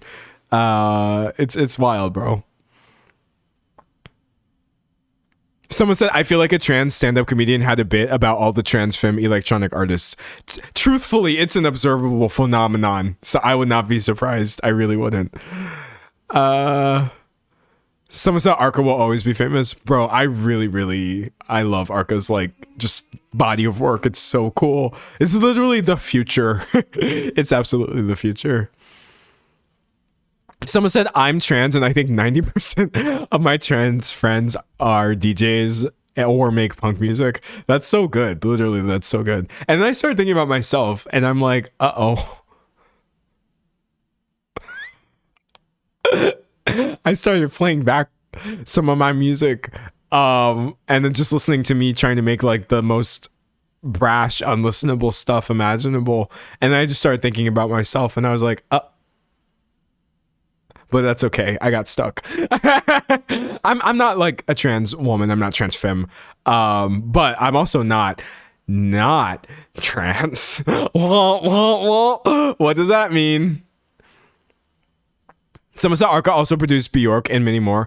I love Arca's work with Bjork. I feel like it's polarizing for some reason. I don't feel like all Bjork fans are as appreciative of her work with Arca as I am, but I thought it was so beautiful, frankly. I really, really did.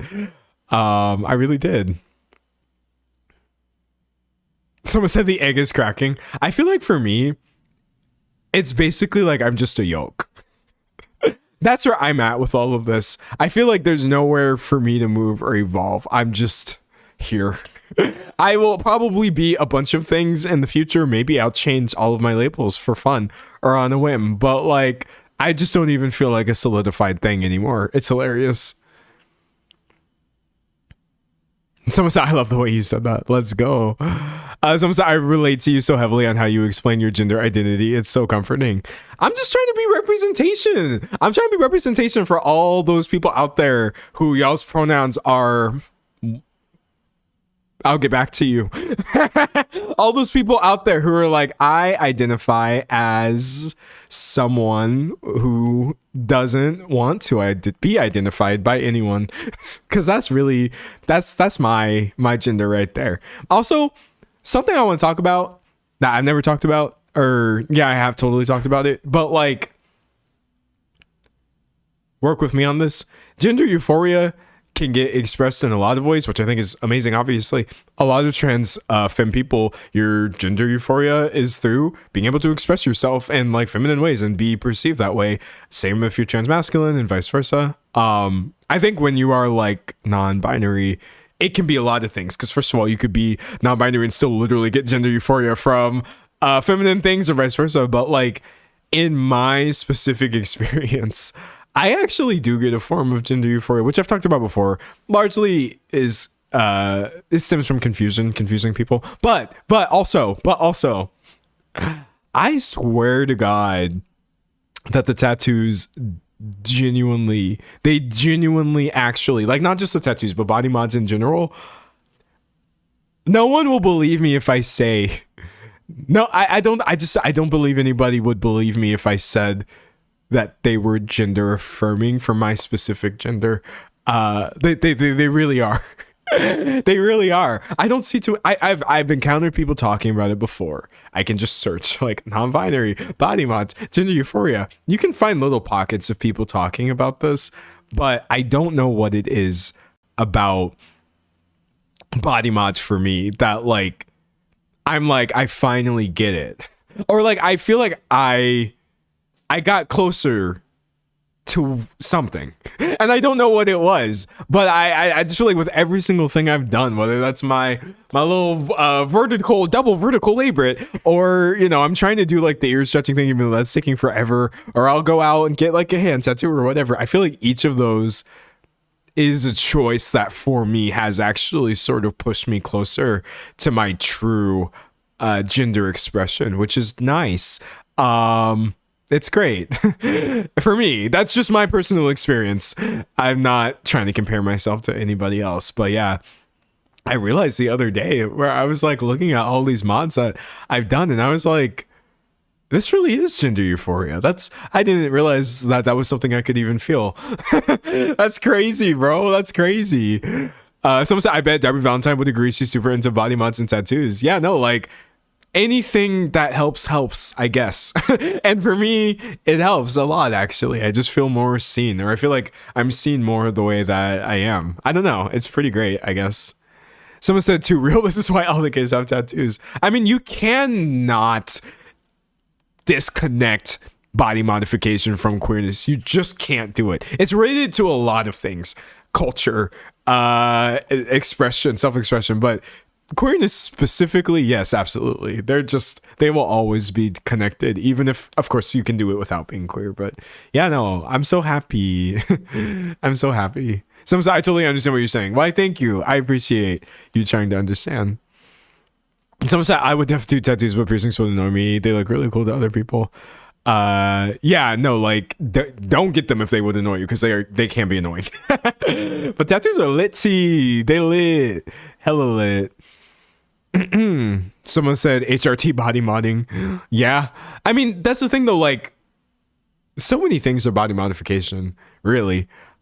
In my opinion, and all of it you should be allowed to do within, you know, as long as you're not hurting other people, which it's pretty hard to hurt other people by modifying your own body. That's a pretty difficult thing to do. So yeah, I'm pro mod anything that you want that makes you happier. Truthfully, it's hard for me to believe anything else. Someone said also Bjork mentioned earlier the makeup artist responsible for Bjork's Utopia also is trans. Hungary, she also worked on Arco's visuals. Thank you for that shout out, because I didn't even know that. Also, the visuals for Utopia were so good. Yeah, no, this is the time. Like, y'all gotta acknowledge for real. Someone says so many things are gender affirming care, which is really why everybody deserves it, because so many people easily have access to it. Everybody should have the same ease of access to gender affirming care, truthfully. Someone said, D'Angelo, can you turn your face so we can see your new tattoo? Okay, I've ignored like 10 comments about this because I didn't want it to be the first thing that everybody was talking about when I logged in. But yes, I am absolutely psyched about my new tattoo. And yes, you can see. Which side is it on? Is it on this side? I don't know. Was that a good... Did you see it? I can't like see myself and look this way simultaneously, so hopefully that was clear. But yes, I got it. It looks so dope. I'm so excited. Someone said it goes crazy. Dog, I was literally out there trying not to like scream and cry after they finished. I was like, absolute murder on the dance floor. I'm sorry. It came out so good. Dog, it's so litty. I don't know what to tell you. Someone said very cool. What is it? Here, I'll show you. Yeah, no, I have literally been internally screaming about this from the moment they finished. Someone said 2 days ago, didn't you say no face tattoos? No, I did not say no face tattoos. 2 days ago, I tried to warn all of you, and I said, whereas I wouldn't get a tattoo on my face, I don't consider this to be the face. Now, granted, some people have disagreed with me. A few people have disagreed with me on this, which is fine. I still don't feel like a person who has any face tattoos currently, because look at the material. Do you see any tattoos? No. If you want to argue, and I'll let you have it, that directly in front of my ear is technically my face, I guess by that metric, maybe I went and got a face tattoo, but I just feel like I didn't do it. I feel like I haven't done it yet. Okay, hold on. So I'm going to put all of these in my OneDrive so I can show you what it is, even though it's not anything. Hold on. Someone said I didn't notice the whole time, so it doesn't count. I've been sitting on this placement for that exact reason, because I did want a really like forwardly visual tattoo, but I didn't want it to be the first thing that like you notice about me, because that's just me. Like I just want the first thing you notice about me to be, I don't know what the first thing anyone notices about me is, but not tattoo, hopefully. So I worked really hard actually on the placement and with the artist, and kind of making sure like in most cases it's very invisible, I feel, which is why I'm so excited about it. But then once you see it, it's like, okay, hold on, that goes crazy. Anyways, let me pull up my OneDrive so I can show you what we're doing. I kept seeing it every time you drink water. Yeah, no, it's very noticeable once you see it. Just hopefully not like you're gonna see a thumbnail and be like, whoa, that guy has "I'm sad" tattooed over his eyebrow. Which, by the way, if you got that, that's fine too. So here is how this tattoo happened from a visual design standpoint, because I designed it, obviously. This is like this little rainbow tablet that I have. You just draw on it and it leaves behind like rainbow markings. But anyways, I knew about the placement, first of all, before I knew about like the solidified design, which might sound crazy to some of you. It's like you knew you wanted a tattoo on the side of your head before you knew what it was supposed to be. Yes.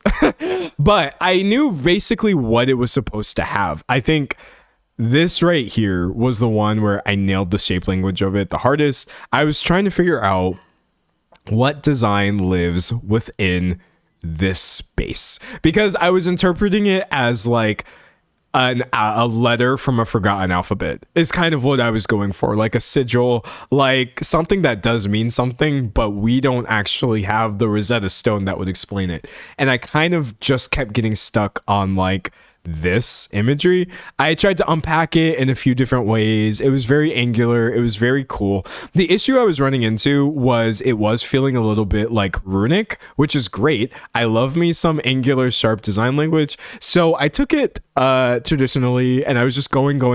I was inspired by some Gothic architecture. And in looking at that, that's kind of when I realized, I think it's asking for a few curves. So I took the stronger parts of the design, which would just basically be the shape and the rotational symmetry of it. And I started thinking about what if I pulled in some curves as a more like prominent part of the design. And it was kind of a mix of like curve plus sharp, basically.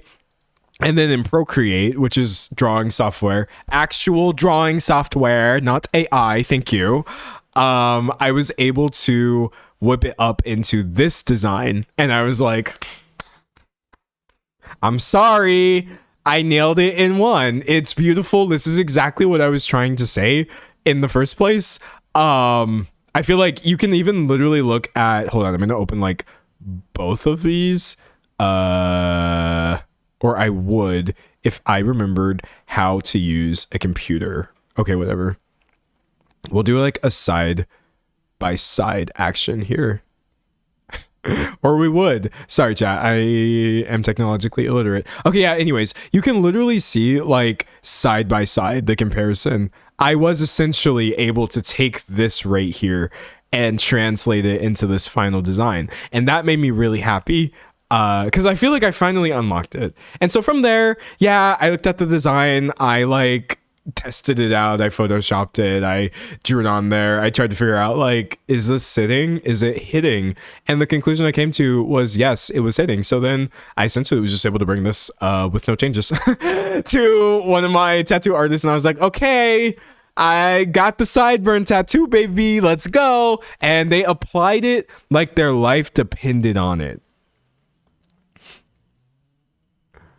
Literally just applied so beautifully, so perfectly. I could not be happier. But yeah, to answer your question, this doesn't like, it doesn't like mean anything. It does kind of mean something though, because I feel like I just got really stuck on this shape for a reason, but not a reason that I could explain using words. And that's the story behind my not face tattoo that some people think is on my face, and I can understand why. I'm so happy. Am I going to do another one? Probably not.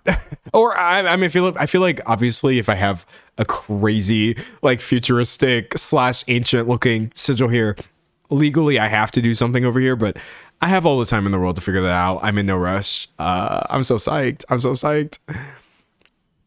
Someone said the middle kind of looks like an eye and the top and bottom look like a castle tower. That makes me happy, honestly, because like I have all of that imagery a lot throughout my literal body of work. I've drawn a lot of like tower type stuff. I have multiple sort of spires, and I also have a lot of eyes.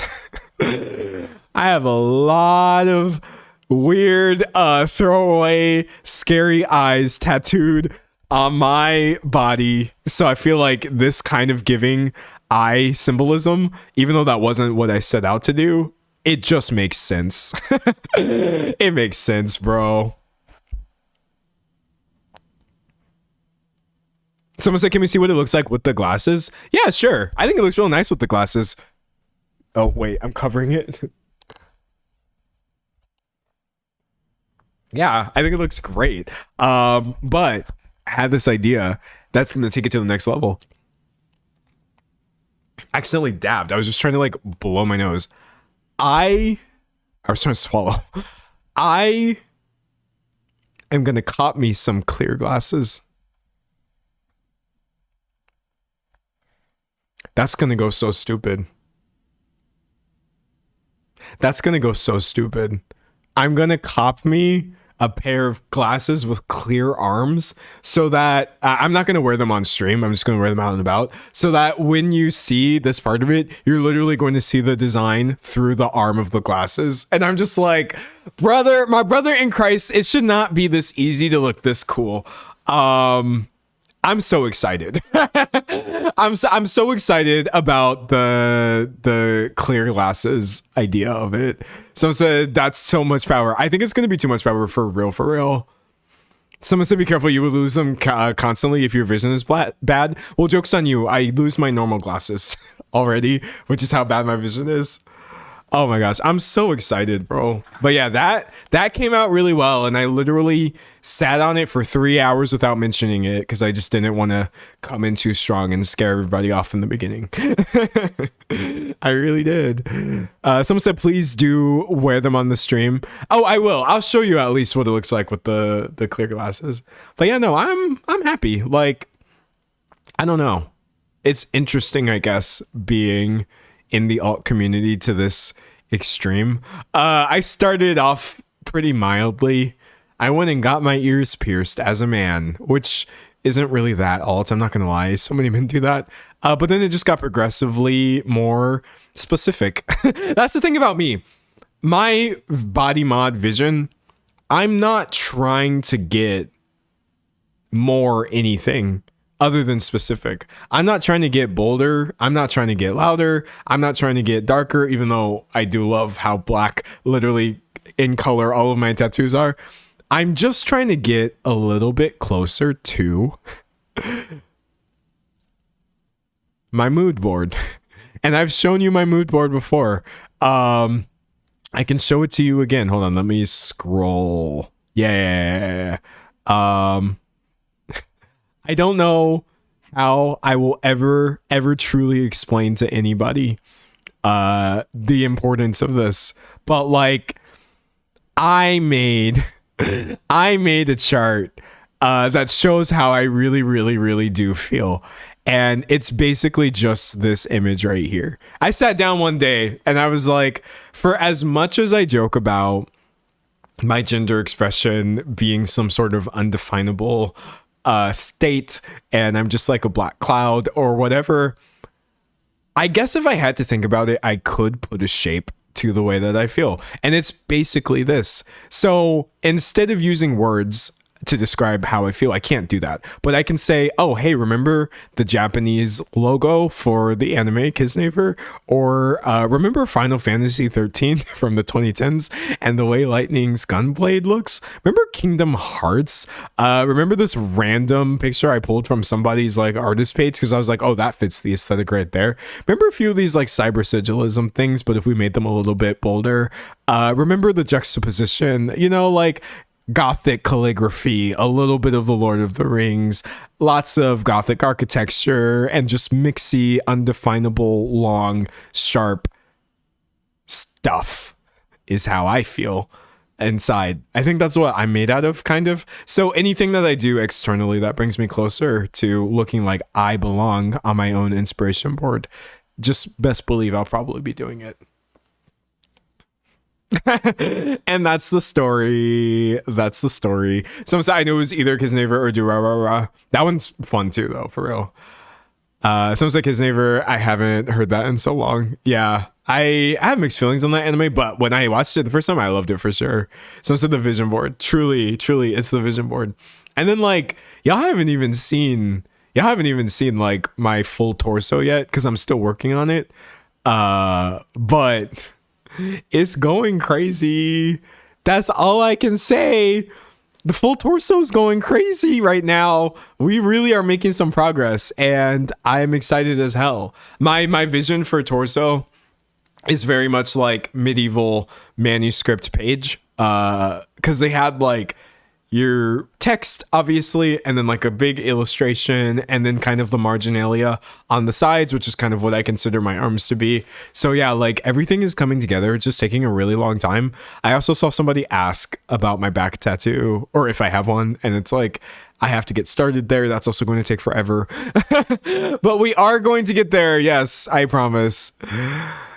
Someone said that's an interesting way to put it, looking like I belong on my vision board. And that's gender euphoria for me. That's what it is. I can't explain it any other way. If I had to explain to somebody, like, no, this is why for me. Non-binary is put under the trans umbrella. I know it's not the way that people are like maybe used to seeing it the most times, but like, I just want to look like I belong on my own vision board. It makes me feel more comfortable and seen and understood and safer in my own body type stuff. So that's my little silly non-binary experience. But it's also mixed with like a lot of apathy too, because if nothing ever changed, who cares? It's just a meat suit. And that's my also experience. I'm lucky enough that like I don't really experience dysphoria too much, and that's just me. A lot of people do, but like mostly I just experience apathy. I don't care, man. Who cares? They're gonna misunderstand anyway. It's silly. Someone said, are you planning on getting any more piercings? I give the same answer every time. Upper ear. Do I know what I'm gonna do for my upper ear? No, because, and this is the saddest thing ever, I don't think I've ever told you all this, I cannot have an industrial piercing.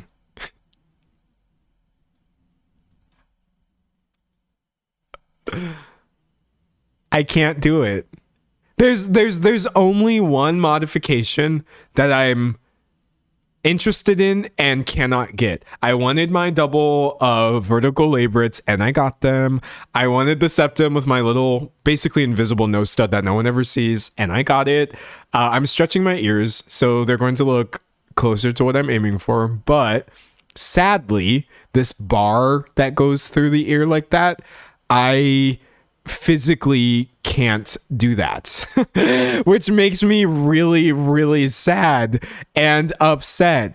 So basically what I have to do is figure out a way of approximating whatever feeling it was that I thought I was going to get from that, is what I'm having to research different ways of like piercing the upper ear. So yeah, the last thing I need essentially is just something up here and I'll be fine. My issue is the flat of my ear protrudes a lot.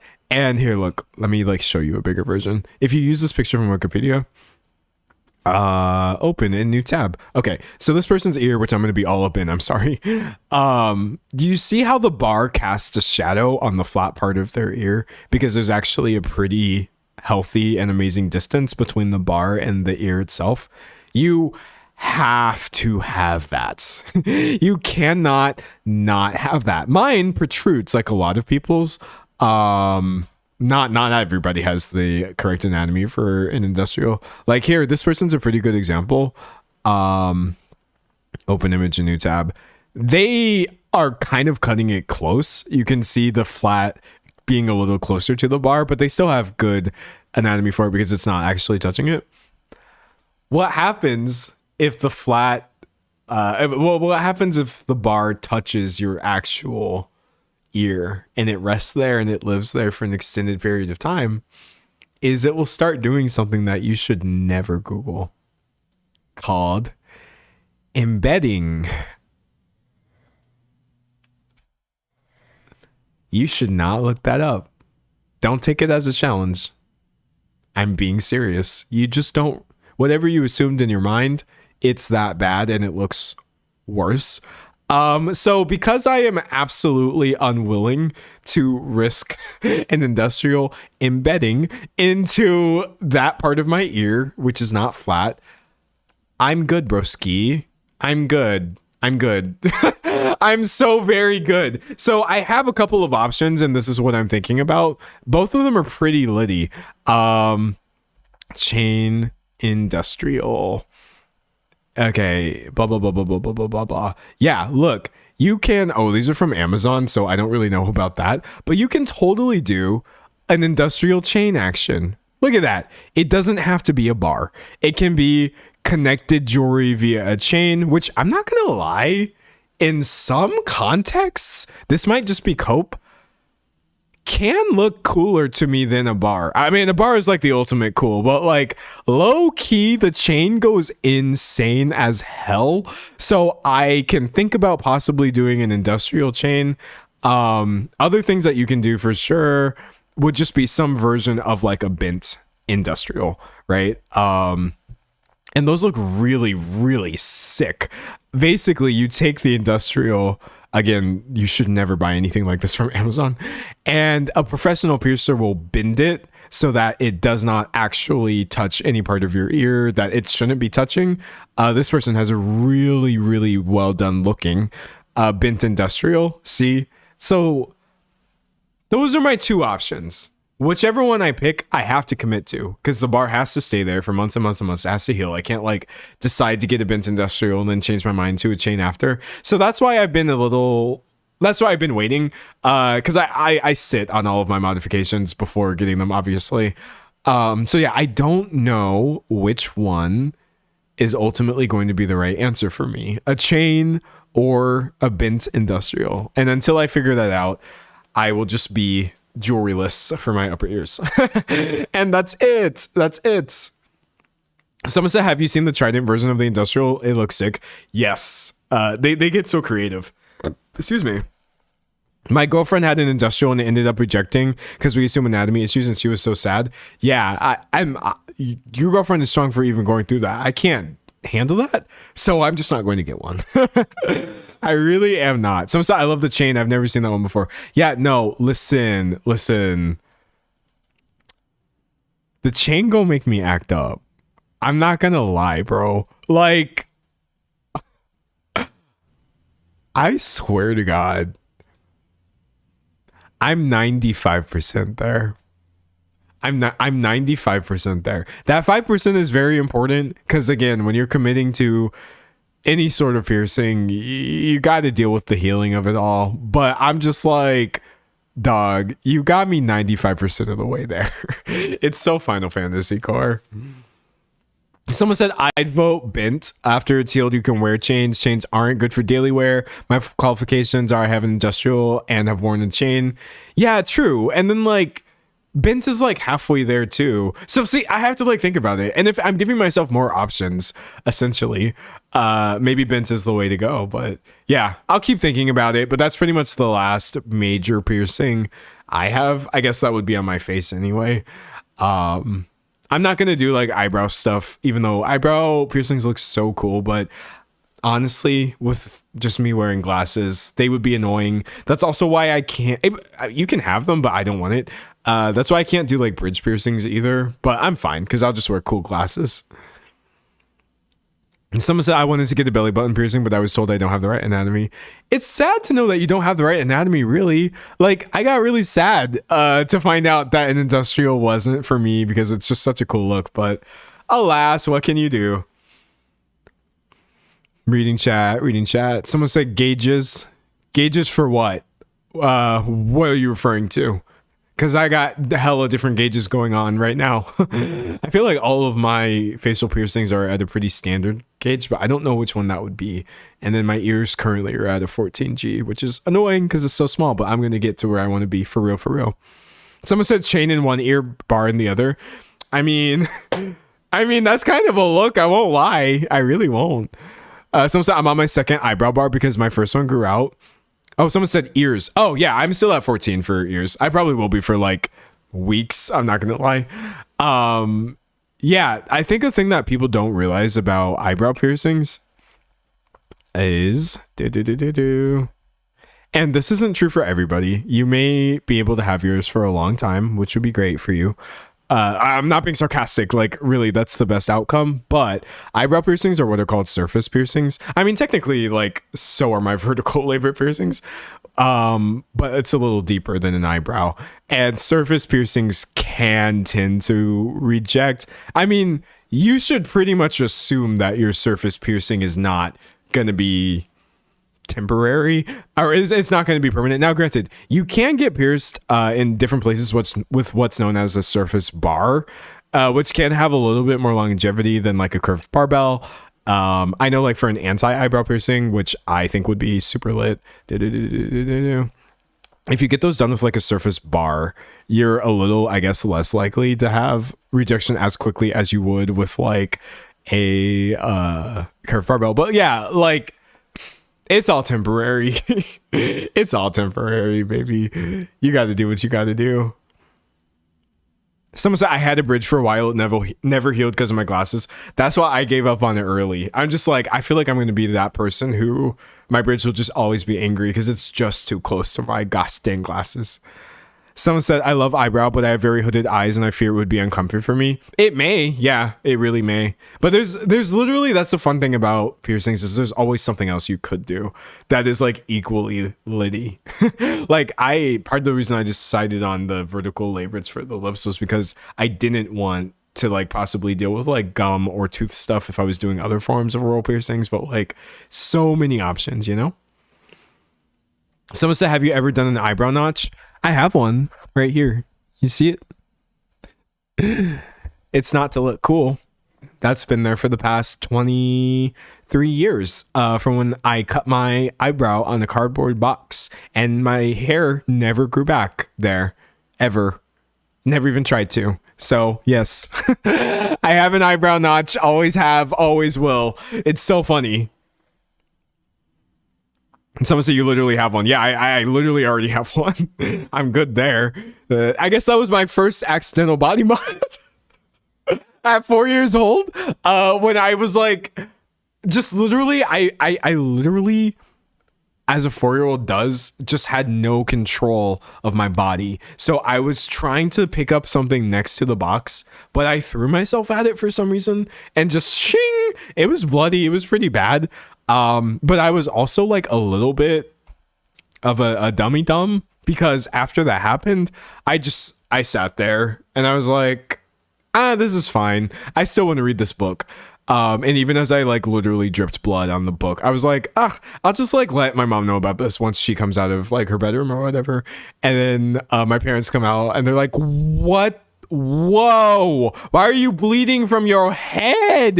And I was like, oh, like, you know, I hit my eye on the box. They're like, son, if you're bleeding, you can like knock. You can let us know. And I was just like, oh, okay. I just didn't think it was that big of a deal. So I do sometimes like, probably it never would have grown back anyway, but sometimes I wonder if it just never did because I just let it set there. I just let it set there. What a silly boy. Someone said, imagine being a parent in that moment. Yeah, I'm sure my parents were concerned because they're like, what else is he going to do and not tell us? But I took them at their word. And the next time I was bleeding, I let them know, which was probably the next day when I did something else stupid. Oh my God. Someone said, low-key jealous, it's such a pain to maintain a notch if your hair grows fast. Yeah, it is nice to never have to like do anything to that eyebrow. It just always looks a little cool. Slightly cool. Someone says maybe it was good you were nonchalant so you wouldn't panic. I've always been a little bit too nonchalant for my own good. Which is funny because I do get excitable easily, but over things that actually matter, like my personal well-being, I can tend to be way too nonchalant.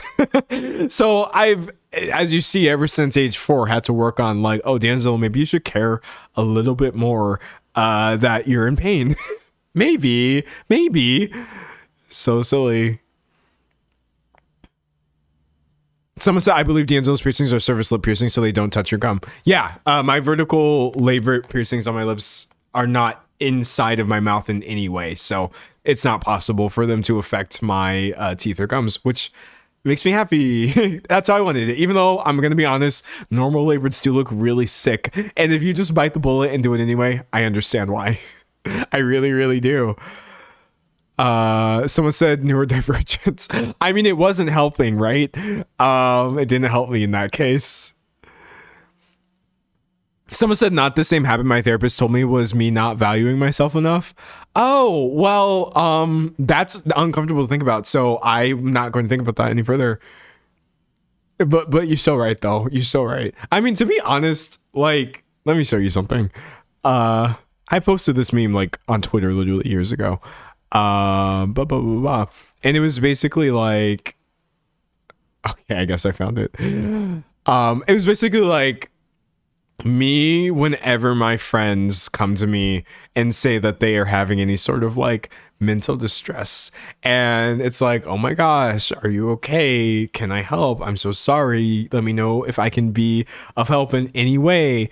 And then it's like me at myself when I feel any sort of distress. And it's just like, the strangest thing is that nobody asked. I do genuinely feel on some level almost like parents, like paternal / maternal towards anybody who comes to me and seems to be hurting. I'm just like, I hurt for them, and I'm just like, oh my god, can I help? I want to help everybody, but for some reason unbeknownst to me, if it's me who needs anything, I'm just like, bro, shut up. What are you talking about? Nobody needs to know this. Nobody asked, and nobody cares. So I'm always working to not be this to myself. I literally be suffering, and I'm like, you are so annoying. You better not tell anybody how you feel right now. I swear to God, you better not tell anybody. And then I don't. Womp womp. But I've been working on that. Years and years ago when I posted this meme, it was very true. It's maybe only 20% true. Now I view this as a bad habit, and I try to speak up when I'm not feeling happy or safe, or when I feel like I'm in pain. And someone said we got to unlearn it. Yeah, you can't be... Don't be proud of somebody who doesn't listen to yourself. Because that's the thing. Like, you're still a bad friend. I think that was the thing. Was like, I thought I was like being a good friend, essentially. Me trying to care about all of everything, everyone around me, and just ignoring myself. But then at some point I realized, like, I have a relationship with myself.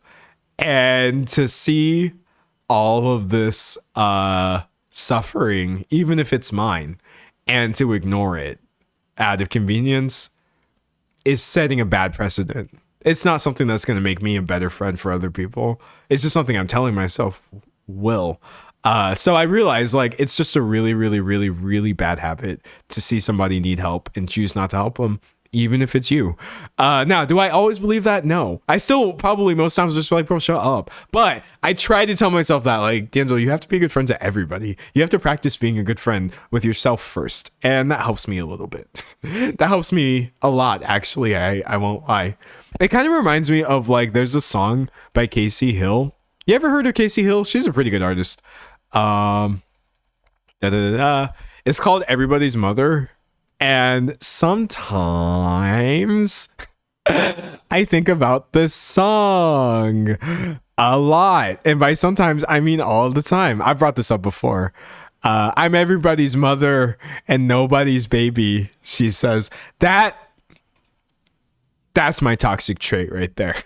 The number one I always fall back on. I've been given too much to feel lonely lately. I think I care more than you do, maybe.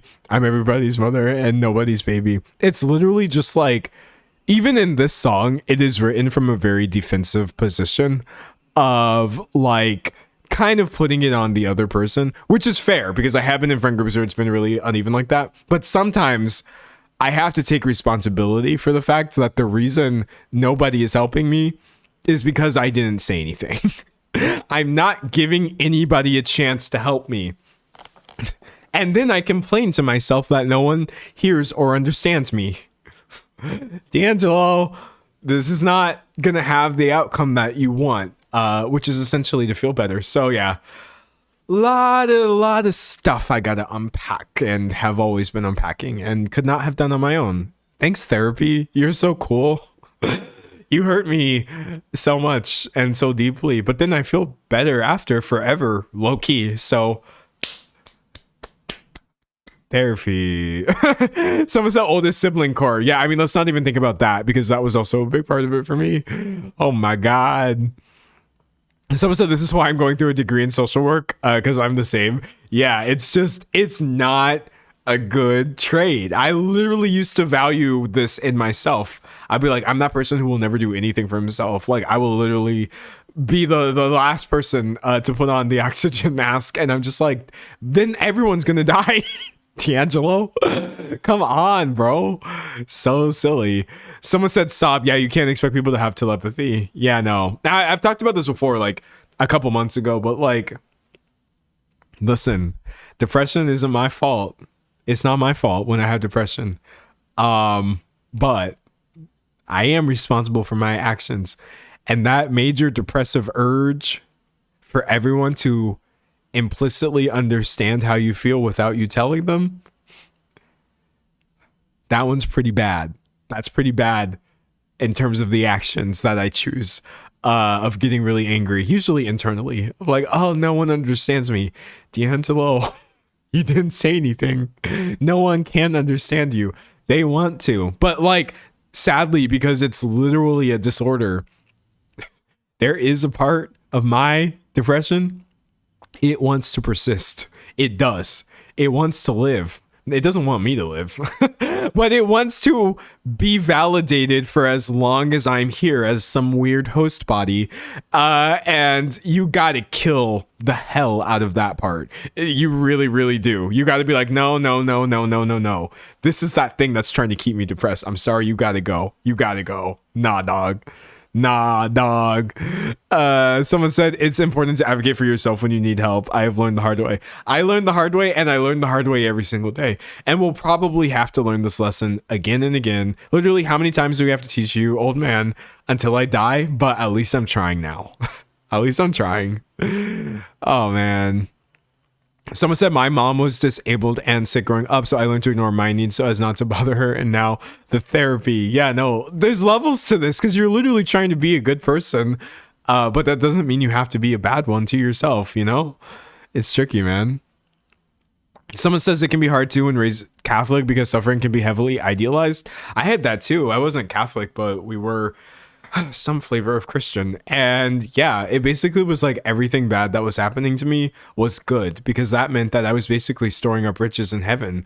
And I'm like, even though I'm not like religious at all anymore, I do genuinely believe. I genuinely believe my religion was wrong about that one. I think God, insofar as it exists, doesn't want me to suffer. I don't believe that. Now, I don't really believe in God at all. But like, even if I go back and project back into the Christian version of D'Angelo, I just think that was bad practice of all the times that people around me told me like the suffering is okay. You're just being tested. I just think if God was really, really, really popping the way we thought he was, he wouldn't want me to like suffer. Really, no one wants me to suffer. If they do, I don't know, they can suffer. But yeah, no, like that did a number on me, this religious indoctrination that all the suffering I experienced, I had to experience because we lived in sin. And I would never actually be free until I was dead. Uh-oh. Yeah, it wasn't good for me personally. And maybe religion is like better for someone who's more stable, but I was just so mentally ill, I interpreted everything in the worst possible way. And it just made me feel worse. I wasn't stable enough to remain in my religion. Uh-oh. Somebody said my therapist knew when I was lying. That is good. That is good. Because I have sadly had some therapists that I've been able to lie, but thankfully I have a therapist that I cannot lie to. I really can't. I guess I'm easy to read. And also I don't lie to my therapist anymore. But yeah, no, it's a mess, man. It's a mess. Someone said it sounds insane when you put it like that. Yeah, someone said that was the reason I stopped from religion. If it's something that adds value to your life, it's a good thing. I really believe that. Like, if religion for you is a set of practices that helps you feel more spiritual, more moral for yourself, and it just gives you comfort and peace, it influences you being a good person to other people, it's a good thing. As long as you're not using it to judge what anybody else is doing, I don't care. If your religion is leading you to feel as though you will never be free or happy until you are dead in heaven somewhere,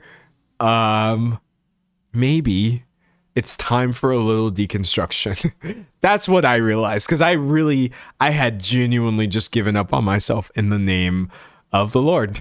I was like, okay, well, I guess my goofy, queer, non-binary, a-spec self, clearly this world wasn't made for me, and I wasn't made for this earth, and that must be why every single day just feels like I am being rejected by the world itself. But that's fine, I guess, because maybe someday someone will love me forever. Turns out that wasn't enough to substitute my lack of a will to live. So I had to get the heck out of Dodge, and I had to find some other things. And now I've finally settled in a gray middle space where I think God is lit. He's cool or whatever. Like, if he exists or not, it doesn't really matter to me. And as long as everybody just minds their own business, I don't care anymore. Someone said I'm relating too hard. Yeah, no, it was tricky, dog. It was tricky for this one particular person. But hey, what can I say? What can I say? Somebody said, I am trying to get out of the habit of always asking my therapist how she's doing and wanting to talk about her instead of me. I mean, it's fair, right? Because your therapist is a person, but also is about you. It is one of the few times in life where it is actually about you, is therapy. Someone said there's a site called Z Library where you can download PDFs of literally any book for free. By the way, that's where I got my copy. I be using that website. I'd be using the hell out of that website. I've bought some books, but as far as like Amazon, I've been bypassing them entirely. I bypass the hell out of Amazon nowadays. I be all up on Z Library. I don't know exactly how that website works. I don't care. Maybe we shouldn't be talking about it. It doesn't matter though, because this is the end of the stream. This is the quieter part. I promise you, you don't gotta ever. You could find anything you're looking for on Z Library. That's all I know. That's all I know. Oh my God. Someone said, let's go. Thank you. I'm trying to re-enter my pirate era. Baby, that website is lit. That website is lit. I literally feel like I'm eating good every time I'm on there. I'm just like, if nobody got me, I know Z Library got me. I know they got me. Someone said F Amazon. Exactly. Also, the bookstore I go to is like super aggro about Amazon, as they should be, because as they frequently bring up, if Amazon got their way, my local bookstore would die and no one there would have a job or be able to sell books. So anytime anybody brings up Amazon, you get booed at my local bookstore during book club. And it makes me happy. Anytime anybody's like Audible, we all just stop and we're like, boo. Like, we understand obviously that at the end of the day, people are going to do what they're going to do, but like, you don't have to do it. We really truly live in a magical time where it's not necessary. Someone said, I've just found a book that I've been looking for years. I swear to God, they had the most obscure stuff on there. There's only ever been one book that I wasn't able to find in Z Library. I don't remember what it was because I was looking for somebody else. I tell my friends in real life, I'm like, oh, do you need a book? Don't worry about that. But we weren't able to find something because I don't think it was like published worldwide or something. But yeah, there's been hella ones that I was able to find, and that's all I know. That is all I know. Someone says, that reminds me, I gotta check out the Lefty Anarchist Cafe bookstore in the area I just moved into. Dang, are they gonna franchise? Put one near me. That sounds dope. Let's go. Someone said Audible is owned by Amazon. Yes. Yeah, did you not know that? I feel like not everybody does know this, but unfortunately, Audible is 100% an Amazon property. Audible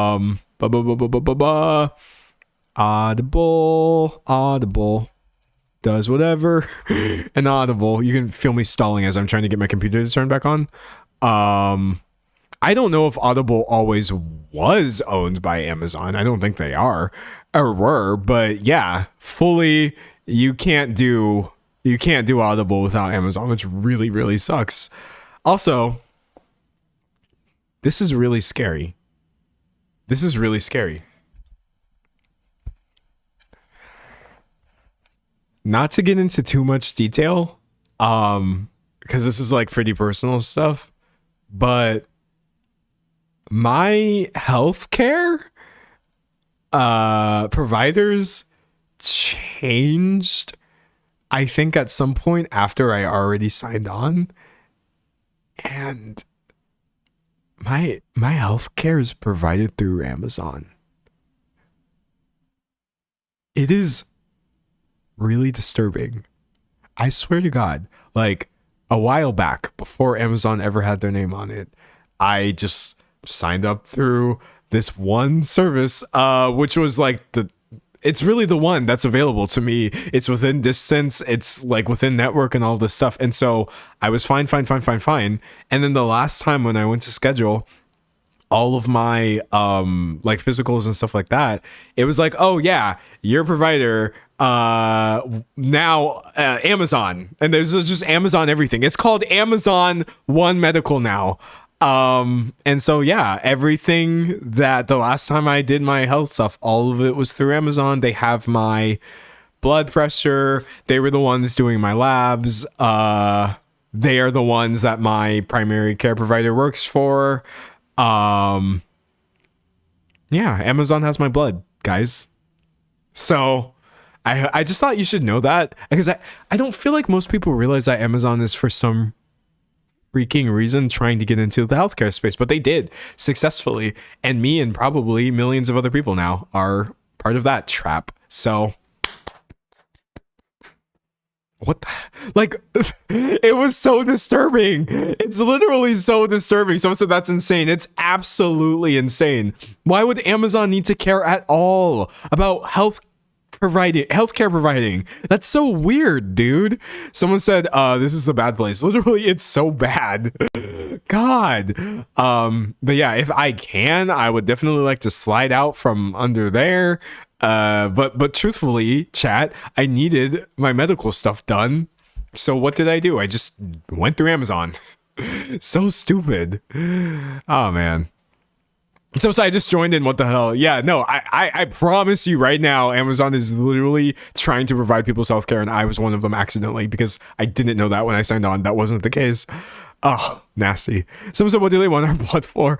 I never gave blood till a few years ago because I was scared of this. Yeah, no, I'm like, Doug, it's everything. My thyroid stimulating hormone is somewhere in the Amazon database. How much blood glucose do I have? Well, thankfully, Amazon knows. What? And then it makes me feel crazy for trying to do things like boycott Amazon Kindle store. And it's like, okay, great. But they know your like mental health history and all the medication that you need, and they're the ones who actually just called in your prescription at your local grocery store. And I'm like, dude. But I'm still not doing Kindle though. We ain't finna promote that over here, but just God, it just makes it so difficult, man. Someone said, now we'll have Amazon University. Why not? At this point, Amazon government, Amazon social security number. Why not? It's all the same thing. I mean, it's really not, and you should care and try. I'm not going to capitulate just because that was demoralizing, but God. Someone said, I think Amazon is going to start providing products to hospitals soon if they're not already doing so. I wouldn't be surprised. Someone said, I got my birth control through Amazon. And that's good that you did, by the way. To be clear, it's good that I got checked up and I got all my stuff tested. It's good that you were able to get what was it, birth control. Obviously these are good things. It's just like putting these things in the hands of Amazon, which is not our fault or our doing. That is not a good thing. It really isn't. Someone said, can he get any richer? Tune in next time. I mean, I'm sure Elon Musk is lonely in the billionaire club, so I'm sure Jeff Bezos will be on his way soon, or the trillionaire club, right? Because that's a thing that humans can be now, trillionaires. God. Someone said, at least it's not Trump RX. Yes, please keep Trump out of my healthcare thing. Well, I mean, he's literally the president of the United States, but you know what I mean. Specifically, I don't want to go to a Trump clinic. No thanks. Also, like, I don't know how to say this without sounding like some parasocial freak or whatever, but like, Trump is the last person I would trust with my health. He's not a very healthy guy. I don't know if you guys have like eyes, or like just the ability to like process visual information, but Donald J. Trump is a pretty unhealthy individual. I'm literally not talking about just the way that he looks. Like, everything about him is scary. So I'm good on the Trump clinic personally. I'm good on the Trump RX. No thanks. No thanks. No. Someone said Trump claims he has the body of an NFL linebacker. Yeah, no, dude. I shudder to think about the health of our president. It doesn't seem that great. So anyways, we'll just let that play out, however that's going to play out, but certainly has nothing to do with me. Someone said bros one cop away from life support. Yeah, no. But again, hey, I don't know the president, thankfully. So maybe when he says he's as fit as a fiddle, he's being for real. And he's like, oh, I've been cleared by all these doctors. And it's like, oh, okay, cool. I thought... That's crazy because I thought like I saw something, but I guess I didn't see that. So everything's good is what he wants us to believe. Okay, great. Cool. No, that's wild, dog. That's absolutely wild to me. But anyways, enough about Trump, enough about Amazon One Medical, which is a real thing, by the way. Enough about Amazon Audible, which is sadly true. Yes, it's owned by Amazon, y'all. Don't forget about Z Library. Also, y'all kind of tricked me, low-key, because I said that I was going to do a 4-hour stream. Or no, that's the opposite of what I said. I said I was going to just do a shorter stream today because I really thought that I was. And what I told myself mentally was like, I'm just going to wait for a lull in the conversation, and then I'll just like be like, okay guys, remember earlier I said I was going to like bow out or whatever. And I just kept waiting for the conversation to get mid.